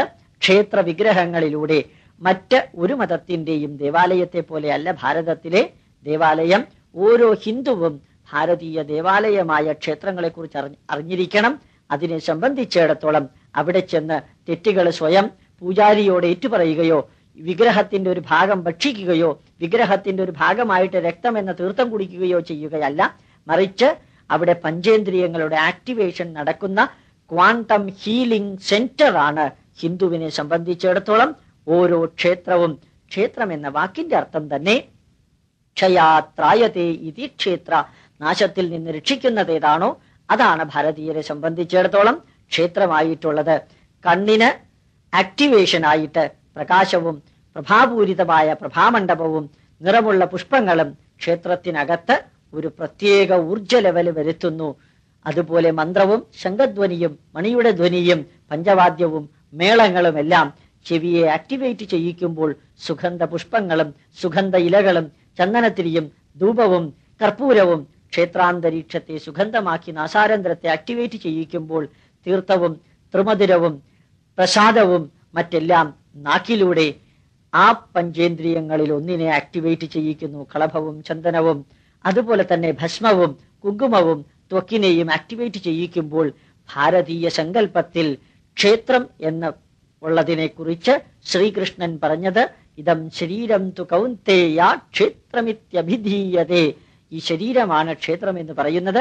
ജീവാത്മാവിനെ പ്രതിഷ്ഠിച്ചിരിക്കുന്ന ശരീരത്തെ നാം മനുഷ്യനായി കാണുന്നു. അതുകൊണ്ട് അഹം ബ്രഹ്മാസ്മി എന്ന ലെവലിലും തത് ത്വമസി, നീയും അതേ ചൈതന്യമാണ് എന്ന നിലവാരത്തിലും, അയമാത്മാ ബ്രഹ്മ, ഈ ആത്മാവാണ് ബ്രഹ്മചൈതന്യം എന്നുള്ളത് കൊണ്ടും ശരീരത്തെ ക്ഷേത്രമായി പറയുന്നു. ഈശ്വരന്റെ ചൈതന്യത്തെ ശിലാരൂപത്തിൽ വിഗ്രഹരൂപത്തിൽ പ്രതിഷ്ഠിച്ച് മനുഷ്യ ശരീരത്തിൽ ചെയ്യുന്ന സർവകർമ്മങ്ങളും ക്ഷേത്രത്തിൽ ചെയ്ത് ആ വിഗ്രഹത്തിന് ഹീറ്റ് എനർജിയും ലൈറ്റ് എനർജിയും സൗണ്ട് എനർജിയും കെമിക്കൽ എനർജിയും കൊടുത്ത് ചൈതന്യവത്താക്കുന്ന പ്രക്രിയയാണ് ക്ഷേത്രത്തിനകത്ത് നടക്കുന്നത്. ഒരു പെട്രോൾ പമ്പില് പുറത്തുനിന്ന് പെട്രോൾ കൊണ്ടുവന്ന് ഫില്ല് ചെയ്ത് അതിൽ നിന്ന് അല്പാൽപ്പം സ്കൂട്ടറിനും കാറിനും ഉപയോഗിക്കുന്നവർക്ക് കൊടുക്കുന്നത് പോലെ പൂജാരിയിലൂടെ ക്ഷേത്രത്തിന്റെ ചൈതന്യം വർദ്ധിപ്പിച്ച് അതിൽ നിന്നൊരംശം അവിടെ ഭക്തജനങ്ങൾക്ക് കൊടുക്കുമ്പോഴാണ് യഥാർത്ഥത്തിൽ ക്ഷേത്രം എന്ന് പറയുന്നത് ക്വാണ്ടം ഹീലിംഗ് സെന്റർ ആണ് എന്ന് പറയുന്നത്. ആ ക്ഷേത്രത്തിലെ പൂജയ്ക്ക് ഉപയോഗിക്കുന്ന മന്ത്രങ്ങൾ ന്യൂറോ ലിംഗ്വിസ്റ്റിക് എഫക്റ്റും സൈക്കോ ലിംഗ്വിസ്റ്റിക് എഫക്റ്റും ഉണ്ടാക്കുന്നത് കൊണ്ട് അത്യന്താധുനിക ജീവശാസ്ത്രത്തിന്റെയും മനഃശാസ്ത്രത്തിന്റെയും ശരീരശാസ്ത്രത്തിന്റെയും ഉജ്ജ്വലമായ ചൈതന്യവർദ്ധനയ്ക്ക് അത് സഹായിക്കുന്നു എന്ന് തെളിയിക്കുമ്പോഴാണ് ഭാരതീയ ക്ഷേത്രത്തിലെ ശാസ്ത്ര മഹത്വം നമുക്കറിയാൻ സാധിക്കുന്നത്. ഇത് കഴിഞ്ഞാൽ സാധാരണ കാട്ടുജാതിക്കാരെ സംബന്ധിച്ചിടത്തോളവും പാവപ്പെട്ടവരെ സംബന്ധിച്ചിടത്തോളവും ചിന്താപരമായി ഊഹിക്കാൻ അതിനപ്പുറം സാധിക്കാത്തവരെ സംബന്ധിച്ചിടത്തോളവും മലദേവതമാരുണ്ട്, അരുവിയുടെ ദേവതമാരുണ്ട്, മരങ്ങൾ ദേവതാരൂപത്തിൽ വരും, വലിയ വലിയ കല്ലുകളും അതേപോലെ ദേവതാരൂപത്തിൽ വരും. അവരെ സംബന്ധിച്ചിടത്തോളം കണ്ണുകൊണ്ട് നേരിട്ട് കാണാൻ സാധിക്കുന്ന പ്രപഞ്ചത്തിന്റെ ഒരു അംശമാണത്. അതുകൊണ്ടാണ് അവയെല്ലാം ഈശ്വരന്റെ ഭാഗമായി തീർന്നത്. അവർക്കും നമുക്കും വൈദിക പണ്ഡിതന്മാർക്കും ഉദിച്ചുയരുന്ന സൂര്യനും ജീവനെ എന്നും നിലനിർത്തുന്ന വായുവും ജീവനെ ഉയർത്തിപ്പിടിക്കുന്ന ജലാംശവും അഗ്നിയും എല്ലാം തന്നെ ഈശ്വരന്റെ ഊർജത്തിന്റെ വിവിധ രൂപഭാവങ്ങളാണ്. എല്ലാം ഈശ്വരനിലേക്ക് എന്ന് പറയുമ്പോൾ ഏകം സത് വിപ്രാ ബഹുതാ വദന്തി എന്ന് പറയുമ്പോൾ കൈനറ്റിക് എനർജിയും പൊട്ടൻഷ്യൽ എനർജിയും ഇലക്ട്രിക്കൽ എനർജിയും കെമിക്കൽ എനർജിയും അതുപോലെ മറ്റേതെല്ലാം എനർജിയും ഉണ്ടോ, സൗണ്ട് എനർജിയും ലൈറ്റ് എനർജിയും എല്ലാം ഒരൊറ്റ എനർജി എന്ന ഫോമിന്റെ വിവിധ മാനിഫെസ്റ്റേഷനും മാനിപ്പുലേഷനുമാണെന്ന് അറിയുമ്പോഴാണ് ഏകം സത് വിപ്രാ ബഹുതാ വദന്തി, സത്യമായിട്ടുള്ളതൊന്ന് വിവിധ ജനങ്ങൾ വിവിധ രൂപത്തിൽ പറയുന്നു എന്ന് മനസ്സിലാക്കാം. ഈ രീതിയിലുള്ള ബ്രഹ്മചൈതന്യവും പ്രപഞ്ച രൂപവും ത്രിമൂർത്തി സങ്കല്പവും പൗരാണിക ഈശ്വര സങ്കല്പവും ക്ഷേത്രസങ്കല്പവും പ്രപഞ്ചത്തിലെ ഓരോ അംശങ്ങളെ മലദേവതകളായും മറ്റും കാണുന്നതുമെല്ലാം ഓരോ വ്യക്തിയുടെയും മാനസികവും ബുദ്ധിപരവുമായ നിലവാരത്തിൽ വ്യത്യസ്തത പുലർത്തുന്നു എന്ന് മാത്രം. അത് മാത്രമാണ് ഭാരതീയ ചിന്തയുടെ ഈശ്വര സങ്കല്പത്തിന്റെ ഡൈവേഴ്സിറ്റി കാണിക്കുന്ന ഏറ്റവും വലിയ ഉദാഹരണവും. ഹിന്ദുവിന്റെ ഡെഫിനിഷനും ഹിന്ദുവിന്റെ ഗ്രന്ഥങ്ങളെക്കുറിച്ചും ഹിന്ദുവിന്റെ ആത്മീയതയെക്കുറിച്ചും പറഞ്ഞു കഴിയുമ്പോൾ സ്വാഭാവികമായിട്ടും മനസ്സിലാക്കാൻ സാധിക്കും, സർവചരാചരങ്ങളിലും സുബോധത്തോടുകൂടി അവയർനെസ്സോടുകൂടി വാസനയോടുകൂടി കോൺഷ്യസ്നെസ്സോടുകൂടി ഇരിക്കുന്ന ആ പ്രപഞ്ച ചൈതന്യം എല്ലാവരും ഒരേ സ്വരത്തിൽ ഒരേ രീതിയിൽ ഒരേ ചൈതന്യത്തോടുകൂടി വിവരിക്കുന്നത് കൊണ്ടാണ് ഹിന്ദു ഈശ്വര സങ്കല്പം ആത്മീയത മതത്തിൽ നിന്ന് ഭിന്നമാകുന്നത്. ഒരു വ്യക്തിയുടെയും മതം എന്ന ഒപ്പീനിയൻ അല്ല ഭാരതീയരെ സംബന്ധിച്ചിടത്തോളം ഈശ്വര സങ്കല്പം. അത് ആത്യന്തികമായി പ്രപഞ്ച സത്യമായ ആത്മീയതയാണ്. So Indian spirituality has got nothing to do with the religion. Indirectly speaking, Indian religion is not Hindu religion, but it is a way of life, the approach to universal energy. പ്രപഞ്ചത്തോടുള്ള നമ്മുടെ വീക്ഷണമാണ് ഭാരതീയരെ സംബന്ധിച്ചിടത്തോളം ആത്മീയത. അപ്പൊ ഭാരതത്തിൽ ഹിന്ദു മതം എന്ന പ്രയോഗത്തിലൂടെ മറ്റേതെങ്കിലും മതവിഭാഗങ്ങളുമായി ഹിന്ദു ധർമാനുശാസകരെ താരതമ്യപ്പെടുത്താൻ ശ്രമിച്ചാൽ അത് ശുദ്ധ അബദ്ധമായിരിക്കും. കാരണം ഒരു വ്യക്തിയിലും ഒരു ക്ഷേത്രത്തിലും ഒരു ഈശ്വരനിലും ഒരു ഗ്രന്ഥത്തിലും ഒറ്റയ്ക്ക് ഉപാസിക്കുകയോ ആരാധിക്കുകയോ അനുശാസിക്കുകയോ അനുസരിക്കുകയോ ചെയ്യുന്ന രീതിയല്ല ഭാരതത്തിലുള്ളത്. ഇതുകൊണ്ടാണ് ഹിന്ദു മതം ആത്മീയതയിൽ നിന്ന് ഭിന്നമാണ് എന്ന് പറയുന്നത്, അല്ലെങ്കിൽ ഹിന്ദു മതം എന്നൊന്നില്ല എന്ന് പറയുന്നത്. ഹിന്ദുവിന്റെയും ഹിന്ദുസ്ഥാനത്തിന്റെയും നിർവചനം കഴിഞ്ഞ് ഹിന്ദുവിന്റെ 18 വിദ്യകൾ അടങ്ങുന്ന വേദങ്ങളും വേദാംഗങ്ങളും പുരാണങ്ങളും ഇതിഹാസങ്ങളും വിവരിച്ചതിന് ശേഷം മൂന്നാമത്തെ ഭാഗമായ ഹിന്ദുവിന്റെ ആത്മീയതയും ഈശ്വര സങ്കല്പവും വിവരിച്ച് ഇനി നാം കടക്കുന്നത് ധർമ്മം അഥവാ ആചാരങ്ങളുടെ സമൂഹം എന്ന വിഷയത്തിലേക്കാണ്. ഓരോ ഹിന്ദുവും ഈ ആചാരങ്ങളെക്കുറിച്ചും ധർമ്മത്തെക്കുറിച്ചും അറിഞ്ഞിരിക്കേണ്ടതാണ്. ആചാര പ്രഭവോ ധർമ്മ, എന്നാൽ ആചാരങ്ങളിലൂടെയാണ് ധർമ്മം പ്രശോഭിതമാകുന്നത്. സനാതന ധർമ്മം അഥവാ ഹിന്ദുധർമ്മം എന്ന് പറയുന്നത് ഇപ്രകാരമുള്ള ആചാരങ്ങളുടെ സമൂഹമാണ്. ആചാരങ്ങളിലൂടെയാണ് ഭാരതീയർ ജീവിച്ചിരുന്നത്. ഈ ആചാരങ്ങളെല്ലാം ആത്മീയതയുടെയോ അതല്ലെങ്കിൽ ഹിന്ദു ധർമ്മത്തിൽ വിശ്വസിക്കുന്ന വ്യക്തികളുടെ ആത്മബന്ധം നിലനിർത്തുന്നതോ ആയി നമുക്ക് ബാഹ്യമായി നോക്കുമ്പോൾ കാണാം. എങ്കിലും അവയ്ക്കെല്ലാം തന്നെ ഉദാത്തമായ ഒരു പ്രത്യേക ലക്ഷ്യമുണ്ട് എന്ന് മനസ്സിലാക്കാം. ആചാരങ്ങളുടെ സമഗ്രമായ ധർമ്മത്തിലൂടെ ഈ രാഷ്ട്രം നിലനിന്നിരുന്നു എന്നുള്ളതിന് വളരെ വ്യക്തമായ ഒരു നിർവചനം പോലും ഉണ്ട്. ന രാജ്യം ന രാജാസീത് ന ദണ്ഡ്യോ ന ച ദണ്ഡിനഃ ധർമ്മേണ ഇവ പ്രജാ സർവേ രക്ഷന്തി സ്മ പരസ്പരം. ധർമ്മേണ ഏവ, ധർമ്മം കൊണ്ട് തന്നെയാണ് ഈ രാഷ്ട്രം നിലനിന്നിരുന്നത്. രാഷ്ട്രത്തിന് അതിർത്തികളോ ഭരിക്കാൻ ഒരു രാജാവോ ശിക്ഷിക്കപ്പെടേണ്ടവരോ ശിക്ഷ അർഹിക്കുന്നവരോ ആയിട്ടുള്ളവരാരുമില്ല. ജനതതികൾ സ്വയം ധർമ്മത്തിന്റെ രീതിയിൽ ആചാരങ്ങൾ അനുഷ്ഠിച്ചുകൊണ്ട് ജീവിച്ചിരുന്നു. ആചാരങ്ങൾ എന്ന പദം കേൾക്കുമ്പോൾ അത് പൂർണ്ണമായും മോക്ഷത്തിനുള്ള ആത്മീയതയുടെ അല്ലെങ്കിൽ ഈശ്വര സങ്കല്പത്തിന്റെ മാർഗമാണ് എന്ന് ഒരു ഹിന്ദുവും ധരിക്കരുത്. ആചാരങ്ങളെ വ്യക്തമായ നിലയിൽ മൂന്നായിട്ട് നമുക്ക് തരംതിരിക്കാം. ഒന്നാമത്തേത് സദാചാരം, രണ്ടാമത്തേത് അനാചാരം, മൂന്നാമത്തേത് ദുരാചാരം. ശാശ്വതമായ നല്ല ഫലങ്ങൾ ഉണ്ടാക്കുന്ന ഭാരതീയ ആചാരങ്ങളെ ആണ് സദാചാരം എന്ന് പറയുന്നത്. ദേശത്തിനും കാലത്തിനും അനുസരിച്ച് യോജിക്കാത്തവ, പ്രത്യേകിച്ച് പ്രയോജനം തരാത്തവ, താൽക്കാലികമായ ചിലപ്പോൾ ചില പ്രയോജനം തരുന്നവ അനാചാരങ്ങൾ. അതേ സമയത്ത് അനാചാരങ്ങൾക്ക് ശാശ്വതമായ സമൂഹത്തിൽ ഒരു പ്രയോജനവും സ്ഥാനവും നൽകേണ്ട ആവശ്യമില്ല. ഇപ്രകാരം തന്നെയാണ് ദുരാചാരം എന്ന് പറയുന്നത്. സ്ഥിരമായോ താൽക്കാലികമായോ ദൂഷ്യഫലങ്ങൾ ഉണ്ടാക്കുന്നതായ എല്ലാ ആചാരങ്ങളെയും ദുരാചാരങ്ങൾ എന്ന് പറയുന്നു. ചില സദാചാരങ്ങൾ താൽക്കാലികമായി അല്പവേദന തന്നേക്കാം, പക്ഷേ ശാശ്വതമായ നന്മയാണത് തരുന്നത് എങ്കിൽ അത് ദുരാചാരത്തിന്റെ ക്ലാസിഫിക്കേഷനിൽ പെടുകയില്ല, അത് സദാചാരം തന്നെയാണ്. അതുകൊണ്ട് ആചാരങ്ങളെ വിലയിരുത്താൻ സദാചാരം, അനാചാരം, ദുരാചാരം എന്നീ ക്ലാസിഫിക്കേഷൻസ് സ്വീകരിക്കുന്നതോടൊപ്പം സദാചാരത്തിന്റെ വ്യക്തമായ തെളിവുകൾ കൂടി നിരത്തേണ്ടതുണ്ട്. ഒരു വ്യക്തിയുടെ ശാരീരികമായ നന്മ, മാനസികമായ നന്മ, കുടുംബപരമായ നന്മ, സമൂഹപരമായ നന്മ, രാഷ്ട്രപരമായ നന്മ, ഈ 5 നന്മകൾക്ക് വേണ്ടി മാത്രമാണ് സദാചാരങ്ങൾ അനുഷ്ഠിക്കുന്നത്. സദാചാരങ്ങൾക്ക് വ്യക്തിയെ സ്വർഗത്തിലേക്ക് കൊണ്ടുപോകേണ്ട ബാധ്യത കാര്യമായിട്ടൊന്നുമില്ല. അത് ആത്മീയ സാക്ഷാത്കാരത്തിലൂടെയുള്ള മോചനമാണ് മോക്ഷം. സദാചാരങ്ങൾ മുഴുവനും തന്നെ ഇപ്രകാരം വ്യക്തമായ ലക്ഷ്യബോധത്തോടുകൂടി കർമ്മ ധർമ്മ മണ്ഡലങ്ങളിൽ അലിയിച്ചു ചേർക്കാൻ പാകത്തിനാണ് സൃഷ്ടിച്ചിരിക്കുന്നത്. ഈ ആചാരങ്ങളെ ഉദാഹരണ സഹിതം ഇവിടെ വിവരിക്കാം. ഇതിന്റെ അടിസ്ഥാനത്തിൽ വേണം നാം നിത്യജീവിതത്തിൽ അനുഷ്ഠിക്കുന്ന എല്ലാ ആചാരങ്ങളെയും വിശകലനം ചെയ്ത് സ്വീകരിക്കുകയോ തിരസ്കരിക്കുകയോ ചെയ്യേണ്ടത്. 5 വിധത്തിലുള്ള നന്മകൾ തരുന്ന സദാചാരങ്ങളിൽ വ്യക്തിയുടെ ശാരീരികമായ നന്മയെ ലക്ഷ്യമാക്കുന്ന ചില ആചാരങ്ങൾ: പ്രഭാതത്തിൽ ഉണർന്ന് ദേഹശുദ്ധി വരുത്തി കുളിച്ച് സൂര്യ നമസ്കാരം ചെയ്ത് ഭക്ഷണം കഴിക്കുന്നതിന് മുൻപ് പ്രാർത്ഥിച്ച് വ്രതങ്ങൾ അനുഷ്ഠിച്ച് ശുദ്ധികർമ്മങ്ങൾ സ്വീകരിച്ച് ക്ഷേത്രത്തിലേക്ക് പോകുക തുടങ്ങിയ അനവധി ആചാരങ്ങൾ ഒരു വ്യക്തിയുടെ ശാരീരികമായ ആരോഗ്യത്തെ മുൻനിർത്തിയുള്ളതാണ്. രണ്ടാമത്തേത് വ്യക്തിയുടെ മാനസികമായ ആരോഗ്യത്തെ മുൻനിർത്തിയുള്ള ആചാരങ്ങൾ: പ്രാർത്ഥന, യോഗചര്യ, അച്ഛനമ്മമാരുടെയും മുതിർന്നവരുടെയും അനുഗ്രഹം സ്വീകരിക്കൽ, പുരാണ പാരായണം, ഗീതാപാരായണം, മന്ത്ര ആലാപനം, അതിഥി സൽക്കാരം തുടങ്ങിയവയെല്ലാം ഒരു വ്യക്തിയുടെ മാനസികമായ വളർച്ചയ്ക്ക്, വികാസത്തിന്, സദ്ഫലങ്ങൾ തരുന്നതിന്, ടെൻഷൻ കുറയ്ക്കുന്നതിന്, സമൂഹത്തിൽ നല്ല രീതിയിൽ മാനസികമായി പ്രവർത്തനങ്ങളിൽ ഏർപ്പെടുന്നതിന് സഹായിക്കുന്നതാണ്.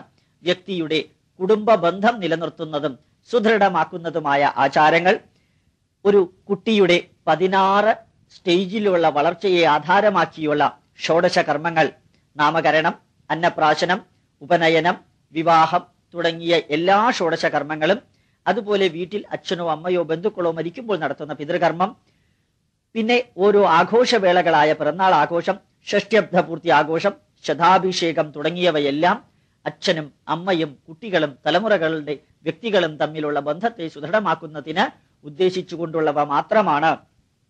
4ാമത്തെ ആചാര ലക്ഷ്യം സാമൂഹിക ബന്ധം നിലനിർത്തുന്നതിനെ ലക്ഷ്യമാക്കിക്കൊണ്ടാണ്. ആചാര്യവന്ദനം, ഗുരുവന്ദനം, മുതിർന്നവരെ കാണുമ്പോൾ വണങ്ങുക, നമസ്തേ പറയുക, വ്യത്യസ്ത കുടുംബാംഗങ്ങൾ തമ്മിൽ ഉത്സവങ്ങൾക്ക് പങ്കെടുക്കുക, ക്ഷേത്രോത്സവങ്ങൾ ആചരിക്കുക, കാർഷികോത്സവങ്ങൾ ആചരിക്കുക, വിഷു, ഓണം, സംക്രാന്തി, ജന്മാഷ്ടമി, രാമനവമി തുടങ്ങിയ ഉത്സവാഘോഷങ്ങളിൽ ഒത്തുചേരുക, ഇവയെല്ലാം തന്നെ സാമൂഹിക ബന്ധങ്ങളെ മുൻനിർത്തിയുള്ളതാണ്. ഇപ്രകാരം 4 വ്യക്തമായ വ്യക്തിയധിഷ്ഠിതമായ ആചാരങ്ങളുടെ ഫലങ്ങൾ കൂടാതെ 5ാമത്തേതായ രാഷ്ട്ര നന്മ വളരെ വളരെ പ്രാധാന്യമർഹിക്കുന്ന ഒന്നാണ്. ദക്ഷിണ ഭാരതീയർ ഉത്തര ഭാരതത്തിലേക്ക് തീർത്ഥാടനത്തിന് പോവുകയും ഉത്തര ഭാരതീയർ കന്യാകുമാരിയിലേക്കും രാമേശ്വരത്തിലേക്കും തീർത്ഥാടനത്തിനും പിതൃകർമ്മം നടത്തുന്നതിനും വരുമ്പോൾ ഭാരതത്തിന്റെ ഐകരൂപ്യം നമ്മുടെ മുമ്പിൽ തെളിയുന്നു. അതുപോലെ ഗംഗേ ച യമുനേ ചൈവ എന്ന മന്ത്രം ചൊല്ലുമ്പോൾ വ്യത്യസ്ത ദേശങ്ങളിലുള്ളതായ നദികളെക്കുറിച്ച് നാം ഓർമ്മിക്കുന്നു. അതുപോലെ വ്യത്യസ്ത ദേശത്തിലുള്ള ഋഷിവര്യന്മാരെ കുറിച്ച്, പർവ്വതങ്ങളെക്കുറിച്ചെല്ലാം ഓർമ്മിക്കുമ്പോൾ ഒരു രാഷ്ട്രത്തിന്റെ ഏകത നമ്മുടെ മനസ്സിൽ തെളിയുന്നു. ഇത് ഐകമത്യത്തിനും സഹസ്രാബ്ദങ്ങളായി ഭാരതത്തിന്റെ ഐകരൂപ്യം നിലനിർത്തുന്നതിനും ഏകതാഭാവം പ്രചരിപ്പിക്കുന്നതിനും സഹായിച്ചിരുന്നതാണ്. ഇതുകൂടാതെ പുരാണേതിഹാസങ്ങൾ വായിക്കുമ്പോൾ അയോധ്യയെക്കുറിച്ചും മധുരയെക്കുറിച്ചും കാശിയെക്കുറിച്ചും കാഞ്ചിയെക്കുറിച്ചും ശ്രീനഗരത്തെക്കുറിച്ചുമുള്ള നമ്മുടെ സങ്കല്പങ്ങൾ, വീക്ഷണങ്ങൾ, വിവരണങ്ങൾ, വിചാരങ്ങൾ മനസ്സിനുള്ളിലേക്ക് പോകുമ്പോൾ ഈ രാഷ്ട്രം ഒന്നാണ്, ഇത് എന്റെ രാഷ്ട്രമാണ് എന്ന ബോധം ആചാരാനുഷ്ഠാനങ്ങളിലൂടെ നമ്മുടെ മനസ്സിലേക്ക് സ്വാനുഭവത്തിലൂടെ പ്രവേശിക്കുകയാണ്. ഇത് തന്നെയാണ് പണ്ട് മുതൽക്ക് നീളാനദിക്കരയിൽ നടത്തിയിരുന്ന മഹാമാഗം അഥവാ മാമാങ്കം, അതുപോലെ ഗംഗാ തീരത്ത് നടത്തിയിരുന്ന കുംഭമേള, ദ്വാരക, അയോധ്യ തുടങ്ങിയവയുടെ യാത്ര, ഇവയിൽ നിന്നെല്ലാം കോടിക്കണക്കിന് ജനങ്ങൾ വ്യത്യസ്ത സംസ്ഥാനങ്ങളിൽ നിന്ന് വ്യത്യസ്ത ഭാഷകൾ സംസാരിക്കുന്നവര് ഒരേ ലക്ഷ്യത്തോടുകൂടി ഒരേ സ്ഥാനത്ത് വരുമ്പോൾ മാനസികമായി ഉണ്ടാകുന്ന ഏകരൂപ്യം അത് അനുഭവത്തിന്റെ വെളിച്ചത്തിൽ കൂടി മാത്രമേ വിവരിക്കുവാൻ സാധ്യമാവുകയുള്ളൂ. ഇപ്രകാരം രാഷ്ട്ര നന്മയെ മുൻനിർത്തി ഭാരതീയർ അനവധി ആചാരങ്ങൾ നടത്തുന്നുണ്ട്.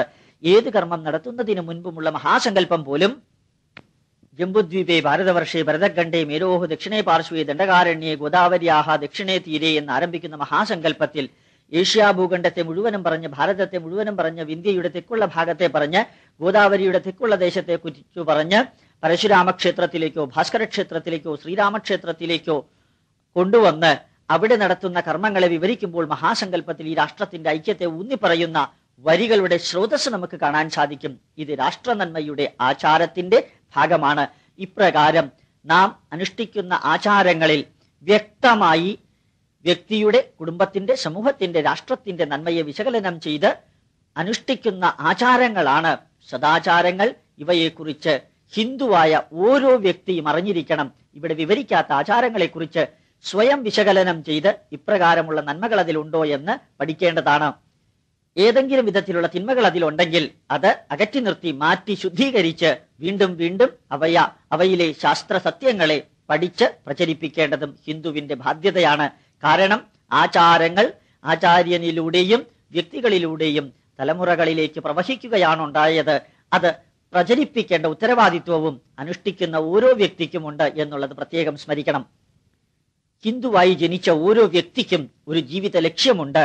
ആ ജീവിത ലക്ഷ്യം എന്താണ്? ധർമ്മ, അർത്ഥ, കാമ, മോക്ഷങ്ങൾ. ഇത് 4 എണ്ണമാണ്.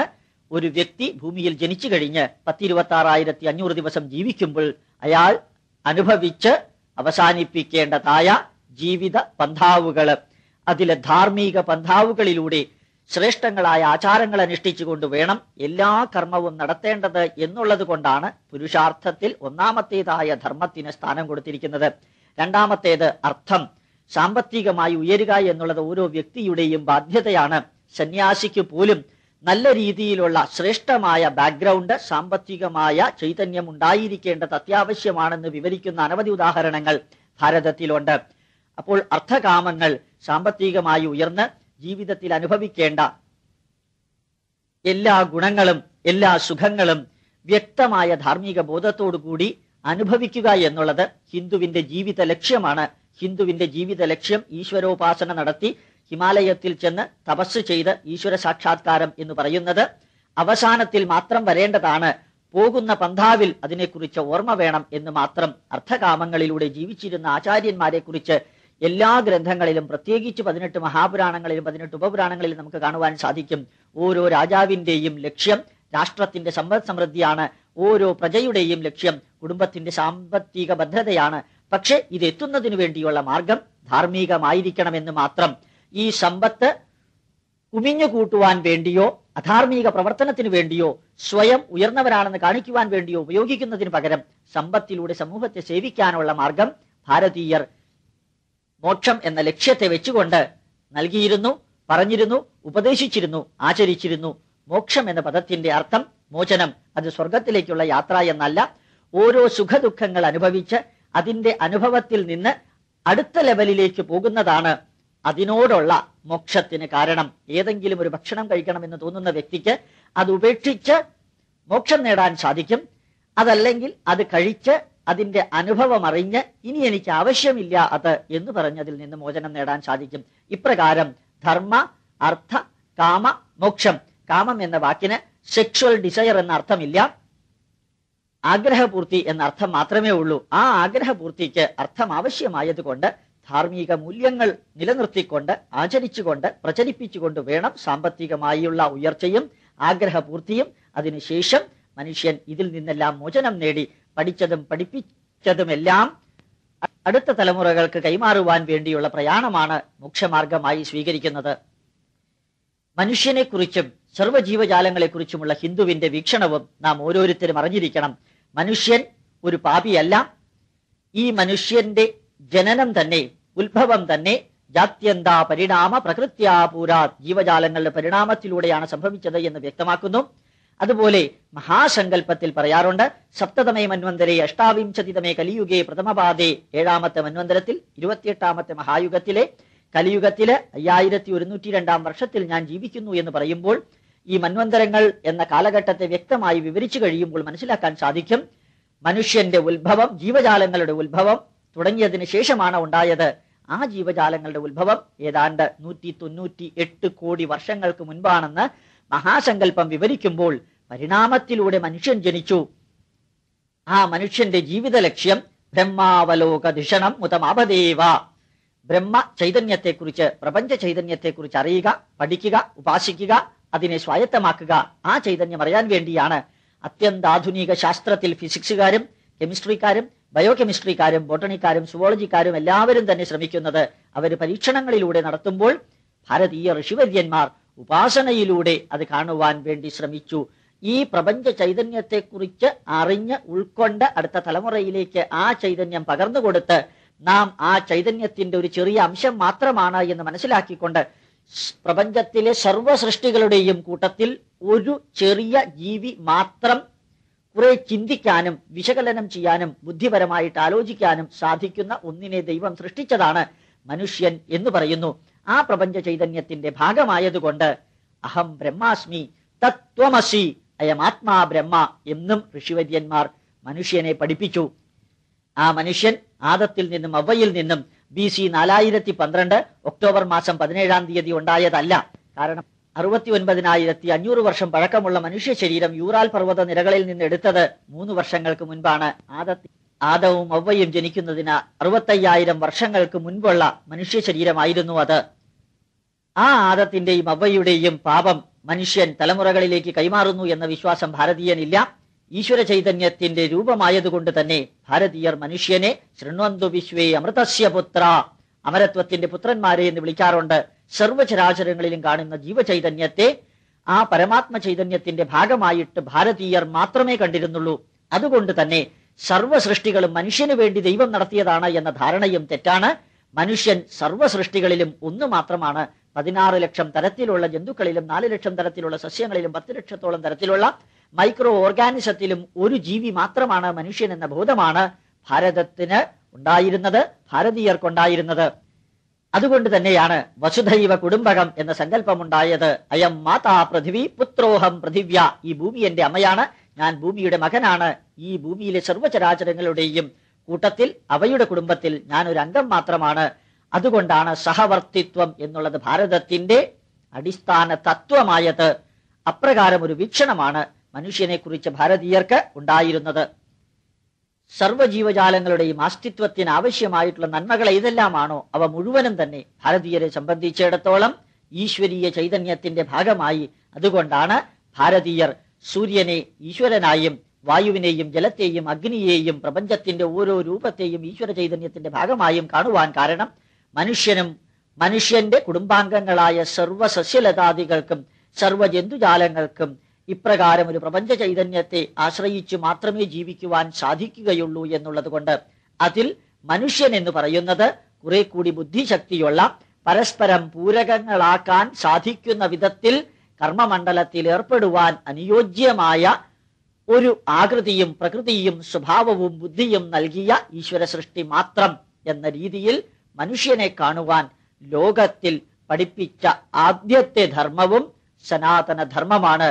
ഇത് ഓരോ ഹിന്ദുവിന്റെയും മനസ്സിൽ നിറഞ്ഞിരിക്കേണ്ടതാണ്. മനുഷ്യനെ പാപിയാക്കാൻ ആർക്കും സാധ്യമല്ല. ഏതെങ്കിലും അച്ഛനമ്മമാര് തെറ്റ് ചെയ്തിട്ടുണ്ടെങ്കിൽ ആ തെറ്റിന്റെ ഉത്തരവാദിത്വം തലമുറകൾ അനുഭവിക്കുന്നത് തെറ്റാണ്, ശാസ്ത്രീയമായി യോജിച്ചതല്ല. ആയിരക്കണക്കിന് വർഷങ്ങൾക്ക് മുൻപ് ഏതെങ്കിലും വ്യക്തിയോ ഏതെങ്കിലും ഈശ്വരനോ ഏതെങ്കിലും ഈശ്വരാവതാരമോ ഒരു മനുഷ്യനു വേണ്ടി സ്വയം ആത്മഹത്യ ചെയ്യുന്ന, സ്വയം ത്യാഗം ചെയ്യുന്ന അല്ലെങ്കിൽ വധിക്കപ്പെടുന്ന ഒരു ചിന്താധാര ഭാരതത്തിലില്ല. ഭാരതത്തിൽ ഈശ്വരാവതാരങ്ങളെല്ലാം തന്നെ അനുഗ്രഹങ്ങളെ നൽകിയിട്ടുള്ളൂ. ഒരു കാരണവശാലും ശപിച്ചിട്ടില്ല.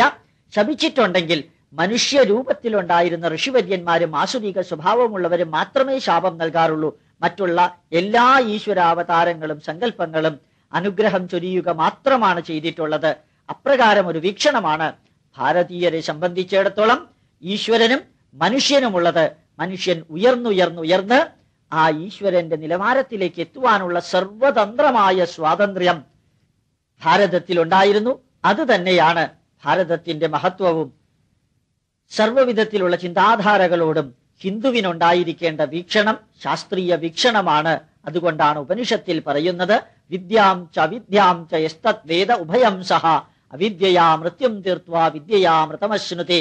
ശാസ്ത്രീയമായ അറിവും ആത്മീയമായ അറിവും കൈകോർത്ത് ചേർത്ത് പിടിച്ചുകൊണ്ട് വേണം ജീവിതത്തെ വിശകലനം ചെയ്യാൻ, കർമ്മത്തെ വിശകലനം ചെയ്യാൻ, പ്രതിഭാസങ്ങളെ വിശകലനം ചെയ്യാൻ. അന്ധം തമപ്രവിശന്തി ഏ അവിദ്യാമുപാസത്തെ തതോ ഭൂയ ഇവതേ തമോ യൗവിദ്യായാമൃതാഹ.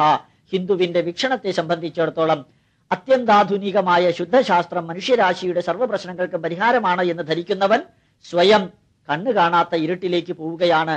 അതുപോലെ തന്നെയാണ് ആത്മീയ വിദ്യ, ആത്മീയ ചര്യ, ആത്മീയ ഉപാസന കൊണ്ട് മാനവരാശിയുടെ എല്ലാ പ്രശ്നങ്ങൾക്കും പരിഹാരം കാണാമെന്ന് വിചാരിച്ച് മുമ്പോട്ട് പോകുന്ന വ്യക്തിക്കും അനുഭവിക്കേണ്ടി വരുന്നത്. അദ്ദേഹവും സ്വയം കണ്ണു കാണാൻ പറ്റാത്ത ഇരുട്ടിലേക്കുള്ള പ്രയാണത്തിലാണ്. അതുകൊണ്ട് വിദ്യ എന്ന ആത്മീയ മാർഗവും അവിദ്യ എന്ന ശാസ്ത്രീയ മാർഗവും ഒരുമിച്ച് സ്വീകരിച്ചു കൊണ്ടുപോകണം. ജീവിതത്തെ വിശകലനം ചെയ്ത് പഠിപ്പിച്ചനുഭവിക്കാൻ എന്ന വീക്ഷണമാണ് ഭാരതീയർക്കുണ്ടായിരുന്നത്. ചോദ്യം ചെയ്യാതെ വിശ്വസിക്കാൻ ഭാരതീയർ, ഹിന്ദുക്കൾ ഒരിക്കലും പറഞ്ഞിരുന്നില്ല. ഭഗവത്ഗീത മുഴുവനും ഉപദേശിച്ചു കൊടുത്ത ശ്രീകൃഷ്ണൻ പറഞ്ഞത്, ഇതിതേ ജ്ഞാനമാഖ്യാതം ഗുഹ്യാത് ഗുഹ്യതരം മയാ വിമൃശ്യേതശേഷേണ യഥേച്ഛസി തഥാ കുരു. എല്ലാവിധ അറിവുകളും ഹേ അർജുന നിനക്ക് ഞാൻ പറഞ്ഞു തന്നു കഴിഞ്ഞു. ഇനി ഇതിനെ ക്രിട്ടിക്കലി അനലൈസ് ചെയ്ത് വിശകലനാത്മകമായി പരിശോധിച്ച് നിന്റെ ഇഷ്ടം മാതിരി ചെയ്യുവാനുള്ള സ്വാതന്ത്ര്യം കൊടുത്ത അതേ ഭാരതീയര്, അതേ ഹിന്ദുക്കൾ താതസ്യ കൂപോയമിതി ബ്രുവാണ കാ പുരുഷ ക്ഷാരജലം പിബന്തി എന്ന് പറയാറുണ്ട്. അച്ഛൻ കുഴിച്ച കിണറാണ് എന്ന് പറഞ്ഞുകൊണ്ട് അതിനകത്ത് ഉപ്പുവെള്ളമാണെങ്കിൽ കുടിക്കേണ്ട ആവശ്യമില്ല.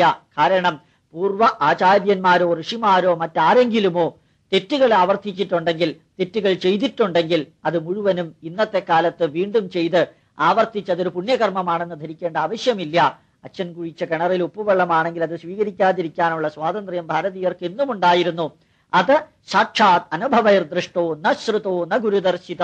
സ്വന്തം അനുഭവത്തിലൂടെ കണ്ടത്, സ്വയം അറിഞ്ഞത്, വിശകലനം ചെയ്തതിനു ശേഷം മാത്രമേ സ്വീകരിക്കാവൂ. ഗുരു പറഞ്ഞു എന്നുള്ളത് കൊണ്ടോ ആചാര്യൻ പറഞ്ഞു എന്നുള്ളത് കൊണ്ടോ മറ്റാരെങ്കിലും പറഞ്ഞു എന്നുള്ളത് കൊണ്ടോ അത് സ്വീകരിക്കേണ്ട യാതൊരു ബാധ്യതയും ഹിന്ദുവിനില്ല. ശാസ്ത്രീയമായി വിശകലനം ചെയ്ത് നന്മ സ്വീകരിക്കാനുള്ള സർവവിധത്തിലുള്ള സ്വാതന്ത്ര്യവും നൽകിയാണ് ഹിന്ദുവിനെ ഭാരതത്തിലേക്ക് ജഗദീശ്വരൻ അയച്ചിരിക്കുന്നത് എന്നുള്ളത് കൊണ്ട് തന്നെയാണ് ഈ ഹിന്ദു ധർമ്മം 10,000 വർഷമായിട്ടും ഇന്നും അചഞ്ചലമായി സുദൃഢമായി നിലനിൽക്കുന്നത്. ഭാരതീയ വീക്ഷണത്തിൽ ശാസ്ത്രം അതിന്റെ അത്യന്താധുനിക രീതിയിൽ തന്നെ ഉൾക്കൊണ്ടിരുന്നു എന്നുള്ളതിന് തെളിവാണ് ആയുർവേദത്തിന്റെ സമ്പ്രദായത്തിലുള്ള ചികിത്സ, ലോഹതന്ത്രങ്ങൾ ഉപയോഗിക്കാനുള്ള മാർഗങ്ങൾ, ഗണിതശാസ്ത്രം ഇത്രയും അധികം ഉജ്ജ്വലമായി പുരോഗമിച്ചത്, ജ്യോതിശാസ്ത്രത്തിലെ അസ്ട്രോണമിക്കൽ പാർട്ട് ഇത്രയും അധികം ആചാര്യ തുല്യന്മാർ പഠിപ്പിച്ച് തിയറങ്ങളും തത്വങ്ങളും മുമ്പോട്ട് വെക്കുവാനുള്ള കാരണം ഭാരതത്തിൽ ആത്മീയ ഗ്രന്ഥങ്ങളായ വേദങ്ങളും ബ്രാഹ്മണങ്ങളും ആരണ്യകങ്ങളും ഉപനിഷത്തുക്കളും വേദാംഗങ്ങളും പുരാണങ്ങളും ഇതിഹാസങ്ങളും ഷഡ്ദർശനങ്ങളും മാത്രമല്ല ഉണ്ടായിരുന്നത്, 10,000-കണക്കിന് ഗണിത പുസ്തകങ്ങളും 10,000-കണക്കിന് ജ്യോതിശാസ്ത്ര പുസ്തകങ്ങളും അതുപോലെ തന്നെ 100-കണക്കിന് ആയുർവേദ ഗ്രന്ഥങ്ങളും ഭാരതത്തിൽ ഉണ്ടാകുവാൻ കാരണം ശാസ്ത്രീയമായി ചിന്തിക്കുവാനും ശാസ്ത്രീയമായി പഠിക്കുവാനും വിശകലനം ചെയ്യുവാനും പ്രചരിപ്പിക്കുവാനും ശിഷ്യസമ്പത്തിലൂടെ തലമുറകളിൽ നിന്ന് തലമുറകളിലേക്ക് അവയെല്ലാം കൈമാറാനുമുള്ള സ്വാതന്ത്ര്യവും ആഗ്രഹവും അനുവാദവും ഭാരതത്തിൽ തന്നിരുന്നു. ഒരു ശാസ്ത്രജ്ഞനെയും ഭാരതീയര് ഈശ്വര നിഷേധം നടത്തിയതിനോ അതല്ലെങ്കിൽ ശാസ്ത്രീയമായ തെളിവുകൾ കൈകാര്യം ചെയ്ത് പരിശോധിച്ച് വിശകലനം ചെയ്ത് മുമ്പോട്ട് വെച്ചതിനോ തീയിലിട്ട് കൊന്നിട്ടില്ല, നരകയാതന അനുഭവിപ്പിച്ചിട്ടില്ല. കാരണം ചാർവാകന് പോലും യാവത് ജീവേത് സുഖം ജീവേത് ഋണം കൃത്വാ ഘൃതം പിബേത് ഭസ്മീഭൂതസ്യ ദേഹസ്യ പുനരാഗമനം കുത. എത്ര കാലം ജീവിക്കുന്നുവോ സുഖമായി ജീവിക്കുക. കടം മേടിച്ചിട്ടാണെങ്കിലും നെയ്യ് കൂട്ടി ഊണ് കഴിക്കാൻ ആഹ്വാനം ചെയ്ത ജീവിതം മാത്രമാണ് സത്യമെന്ന് പറഞ്ഞ ഭസ്മമായ ശരീരം ഒരിക്കലും തിരിച്ചു വരുന്നില്ല എന്ന് ഈശ്വര നിഷേധം എന്ന രൂപത്തിൽ വിവരിച്ച ചാർവാകനെ മഹർഷിയാക്കാൻ സ്വാതന്ത്ര്യം കാണിച്ചത് ചാർവാകൻ എഴുതിയ പുസ്തകത്തെ ഋഗ്വേദ സംഹിത യജുർവേദ സംഹിത എന്ന പോലെ ചാർവാക സംഹിതയുടെ സ്ഥാനം നൽകി ആദരിക്കുവാൻ സ്വാതന്ത്ര്യം കാണിച്ച ഭാരതീയരുടെ ഹിന്ദുക്കളുടെ ആത്മാഭിമാനം ഇന്നും നിലനിൽക്കണമെങ്കിൽ ഈ ചരിത്രത്തെക്കുറിച്ച് അവർ അറിഞ്ഞിരിക്കണം. ഓരോ വസ്തുതകളും അവർ പറഞ്ഞിരിക്കണം, അവർ മറ്റുള്ളവരെ പറഞ്ഞു കേൾപ്പിച്ചിരിക്കണം. ഇതാണ് ഭാരതീയ ചിന്താധാരയിൽ ഹിന്ദു അറിഞ്ഞിരിക്കേണ്ട ഒരു വലിയ ഭാഗം. ശുദ്ധമായ ചരിത്ര സത്യമാണ്. അലക്സാണ്ടർ BC 300 ഇവിടെ വന്ന് ആക്രമണം തുടങ്ങിയത് മുതൽക്ക് ചരിത്ര രേഖകളിൽ നമുക്ക് കാണുവാൻ സാധിക്കും. ഈ രാഷ്ട്രത്തെ ആക്രമിച്ചവരുടെ സംഖ്യ വളരെ വളരെ കൂടുതലാണ്. അതേസമയത്ത് ഹിന്ദു രാജാക്കന്മാർ ഈ ദേശത്തിന് വെളിയിലുള്ള മറ്റൊരു രാഷ്ട്രത്തെയും ആക്രമിച്ചിരുന്നില്ല, ആരെയും കീഴ്പ്പെടുത്തിയിരുന്നില്ല, ആരെയും തന്റെ ദാസന്മാരാക്കാൻ ആഗ്രഹിച്ചിരുന്നില്ല. സഹനാവവതു സഹനൗ ഭുനക്തു സഹവീര്യം കരവാവഹൈ എന്ന് പറഞ്ഞ് ഒരുമിച്ച് വർത്തിക്കാൻ ആഗ്രഹിച്ചവരായിരുന്നു അവര്. ആനോ ഭദ്ര കൃതവോയന്തു വിശ്വതഃ, നോബിൾ തോട്ട്സ് എല്ലാ സൈഡിൽ നിന്നും എന്നിലേക്ക് വരട്ടെ എന്ന് പ്രാർത്ഥിച്ചവരായിരുന്നു അവര്.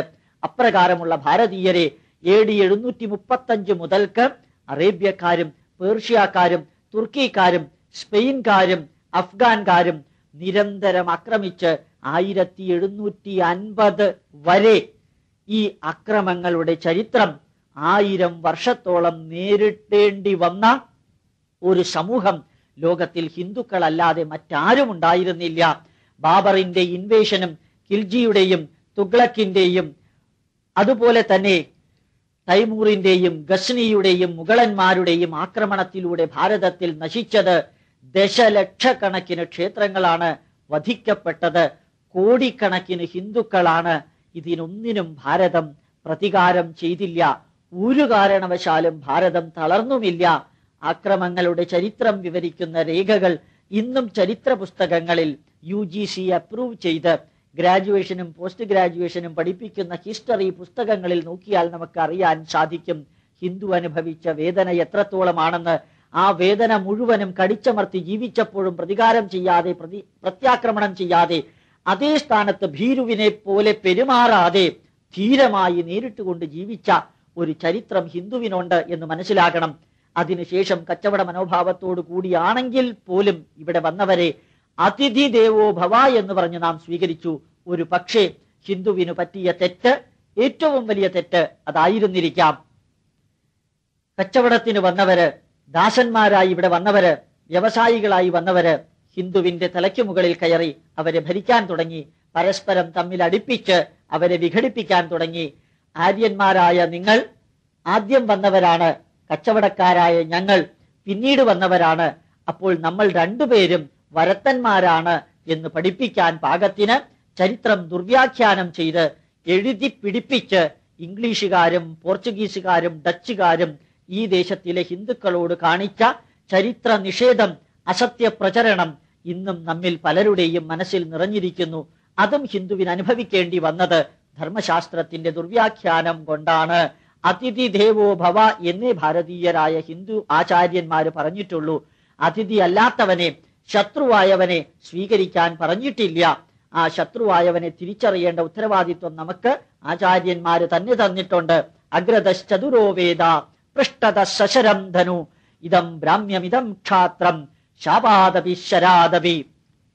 എവിടെയാണോ അറിവിന്റെ ചൈതന്യം ഉപയോഗിക്കേണ്ടത്, ആ അറിവിന്റെ ചൈതന്യം ഉപയോഗിച്ച് ബ്രാഹ്മ്യശക്തി ഉപയോഗിച്ച് മുമ്പോട്ട് പ്രയാണം ചെയ്യാൻ പറഞ്ഞ ആചാര്യന്മാര് എവിടെയാണോ അമ്പിന്റെയും വില്ലിന്റെയും ശക്തി ഉപയോഗിച്ച് അടിച്ച് തെറിപ്പിച്ച് ശത്രുക്കളെ നശിപ്പിക്കാൻ വേണ്ട ശ്രമം നടത്തണം എന്ന് ഉദ്ഘോഷിച്ചത്, ആ ഉദ്ഘോഷമാണ് നാം ചെവിക്കൊള്ളാതെ പോയത്. അറിവ് നമുക്കുണ്ടായിരുന്നു, മസിൽ പവർ ഉപയോഗിക്കാൻ അഹിംസയുടെ രീതിയിൽ നാം മറന്നുപോയോ എന്ന് തോന്നുന്നു. പക്ഷേ ഭാരതം ഹിംസയുടെ രാഷ്ട്രമായിരുന്നു. ആ ഹിംസ ഭാരതീയർ ഉപയോഗിച്ചിരുന്നത് അധർമ്മത്തെ നശിപ്പിക്കാനായിരുന്നു. അധർമ്മം പ്രവർത്തിക്കുന്ന ശത്രുക്കളെ പോലെയുള്ള രാക്ഷസന്മാരെയും നശിപ്പിക്കാൻ വേണ്ടിയായിരുന്നു ഈ രാഷ്ട്രത്തിൽ അവതാരങ്ങൾ ഉണ്ടായത്. അപ്രകാരം ഒരു രാഷ്ട്രത്തിൽ സ്വീകരിക്കപ്പെട്ടവര് അതിഥികളായിരുന്നില്ല, ശത്രുക്കളായിരുന്നു എന്നറിഞ്ഞപ്പോൾ അവരെ അടിമുടി എതിർക്കാൻ ഹിന്ദുവിന് പ്രചോദനം നൽകിയതും ഈ രാഷ്ട്രത്തിന്റെ ചൈതന്യം തന്നെയാണ് എന്ന് ഓരോ ഹിന്ദുവും അറിഞ്ഞിരിക്കണം. ദൗർഭാഗ്യകരമായ വസ്തുത, സ്വാതന്ത്ര്യം വരെ നാം അനുഭവിച്ച വേദനകൾ മറന്ന് അതിനുശേഷം നമ്മളെ ഭരിച്ചവർ വിദേശികളെ പോലെ തന്നെയായിരുന്നു. ഈ രാഷ്ട്രത്തിന്റെ ചൈതന്യം അടങ്ങിയിരിക്കുന്ന ഗ്രന്ഥങ്ങൾ ഒരു പക്ഷേ വിദേശികൾ 1947 ആഗസ്റ്റ് 14 അർദ്ധരാത്രി വരെ നശിപ്പിച്ചിരിക്കാം. 1947 ആഗസ്റ്റ് 14 അർദ്ധരാത്രിക്ക് ശേഷം ഈ രാഷ്ട്രത്തിന്റെ ചൈതന്യം പഠിക്കുകയും പഠിപ്പിക്കുകയും ചെയ്യുവാനുള്ള മാനസികാവസ്ഥയെയാണ് നമ്മളെ ഭരിച്ചവർ നശിപ്പിച്ചത് എന്ന് ഓരോ ഹിന്ദുവും അറിഞ്ഞിരിക്കണം.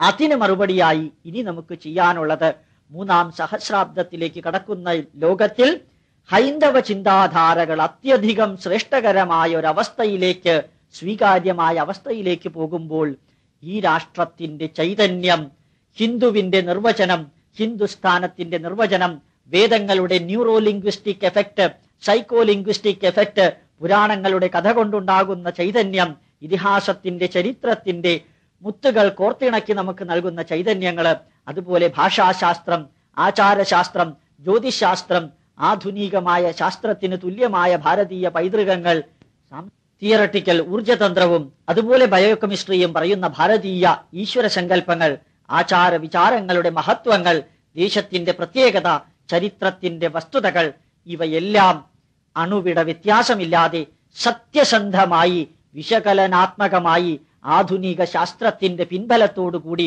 പഠിച്ച് അറിഞ്ഞ് പ്രയോഗിച്ച് ഓരോ ഹിന്ദുവും ഇനി ഒരു പുനരവതാരത്തിന് തയ്യാറാകണം. ഓരോ ഹിന്ദുവും ഒരു ഹിന്ദു മിഷണറിയായി പ്രവർത്തിക്കണം. വിദേശ പണം കൊണ്ട് മതം മാറ്റാനല്ല, ആരെയും അടിച്ചു പുറത്താക്കാനല്ല, എല്ലാവരെയും അടിച്ച് അകത്താക്കാനുള്ള നാരായണ ഗുരുദേവന്റെ ഉപദേശം സ്വീകരിച്ച് ശ്രീനാരായണന്റെ അവതാരമായ ശ്രീനാരായണ ഗുരുദേവന്റെയും ചട്ടമ്പി സ്വാമികളുടെയും അതുപോലെ പുണ്യാത്മാക്കളായ രാമകൃഷ്ണ പരമഹംസരുടെയും വിവേകാനന്ദന്റെയും അരവിന്ദ മഹർഷിയുടെയും ശങ്കരാചാര്യർ മുതൽക്ക് ഇങ്ങോട്ട് ജനിച്ച് ഈ രാഷ്ട്രത്തെ സമ്പൽ സമൃദ്ധമാക്കിയ, വിജ്ഞാനത്തിന്റെ ഭണ്ഡാരം നൽകി പ്രഭാപൂരിതമാക്കിയവരുടെ ചൈതന്യം പ്രചരിപ്പിക്കാൻ പാകത്തിന് ഓരോ ഹിന്ദുവും ഉണരണം, ഇന്നു മുതൽ ഉണരണം. ഓരോ അമ്മയും ഓരോ സ്ത്രീയും അവരുടെ മക്കളെയും ഭർത്താവിനെയും ഈ കർമ്മത്തിലേക്ക് അത്യുത്സാഹത്തോടുകൂടി പ്രയാണം ചെയ്യാൻ അനുവദിക്കണം, പങ്കെടുക്കാൻ അനുവദിക്കണം. കർമ്മനിരതരാകാൻ സ്വയം നിങ്ങൾ മുമ്പോട്ട് വരണം. കുഞ്ഞുങ്ങളിൽ ഭാരതീയ ആചാരങ്ങളെക്കുറിച്ചും വിചാരങ്ങളെക്കുറിച്ചും പഠിപ്പിക്കാൻ അമ്മമാര് തയ്യാറാകണം. കുടുംബാന്തരീക്ഷം ഭാരതീയമാകണം, ഹിന്ദുത്വം നിറഞ്ഞതാകണം. വീട്ടിലെ ചൈതന്യവത്തായ ഓരോ ശബ്ദവും മന്ത്രത്തിന്റെയും ഗീതയുടെയും സഹസ്രനാമത്തിൻ്റെതുമാകണം. ആത്മീയതയും ഭൗതികയും നിറഞ്ഞു നിൽക്കുന്ന ഒരു ജീവിതം ഹിന്ദുവിന് തിരിച്ചു കൊണ്ടുവരാൻ സാധിക്കണം. ശത്രുവിനെ തിരിച്ചറിഞ്ഞെതിർക്കാൻ സാധിക്കണം, പ്രതികരിക്കാൻ സാധിക്കണം. ധർമ്മത്തെ രക്ഷിക്കാൻ ശ്രീകൃഷ്ണൻ ഇനിയും വരുന്നതുവരെ കാത്തിരിക്കേണ്ട ആവശ്യമില്ല. സ്വയം നമുക്ക് ഓരോരുത്തർക്കും ശ്രീകൃഷ്ണനും ശ്രീരാമനുമായി ആ കർമ്മം നിറവേറ്റാൻ ജഗദീശ്വര അനുഗ്രഹമുണ്ടാകട്ടെ എന്ന് പ്രാർത്ഥിച്ചുകൊണ്ട്, ഹിന്ദു അറിഞ്ഞിരിക്കേണ്ട ഓരോ വസ്തുതകളെയും കുറിച്ച് പഠിപ്പിക്കുവാൻ Indian Institute of Scientific Heritage അനവധി കാസറ്റുകളും സിഡികളും പുസ്തകങ്ങളും പുറത്തിറക്കുന്നുണ്ട്. അതെല്ലാം തന്നെ നിങ്ങളുടെ സമക്ഷം എത്തിക്കാൻ തയ്യാറാണ്. ഈശ്വര നിയോഗമാണ്, ഈശ്വര നിശ്ചയമാണ്. കർമ്മനിരതരാവുക. ഓരോ ഭാരതീയനും ഹിന്ദുവാണ്, ഹിന്ദുവാണ്, ഹിന്ദുവാണ് ഞാൻ എന്ന ആത്മാഭിമാനത്തോടുകൂടി ഉച്ചൈസ്തരം ഉദ്ഘോഷിക്കാൻ പഠിക്കാം, പഠിപ്പിക്കാം, ആ ചിന്താധാര പ്രചരിപ്പിക്കാം. അതൊരു രാഷ്ട്ര ദൗത്യമാണ്, ഈശ്വരീയ കർമ്മമാണ്. വിനീത പ്രണാമം.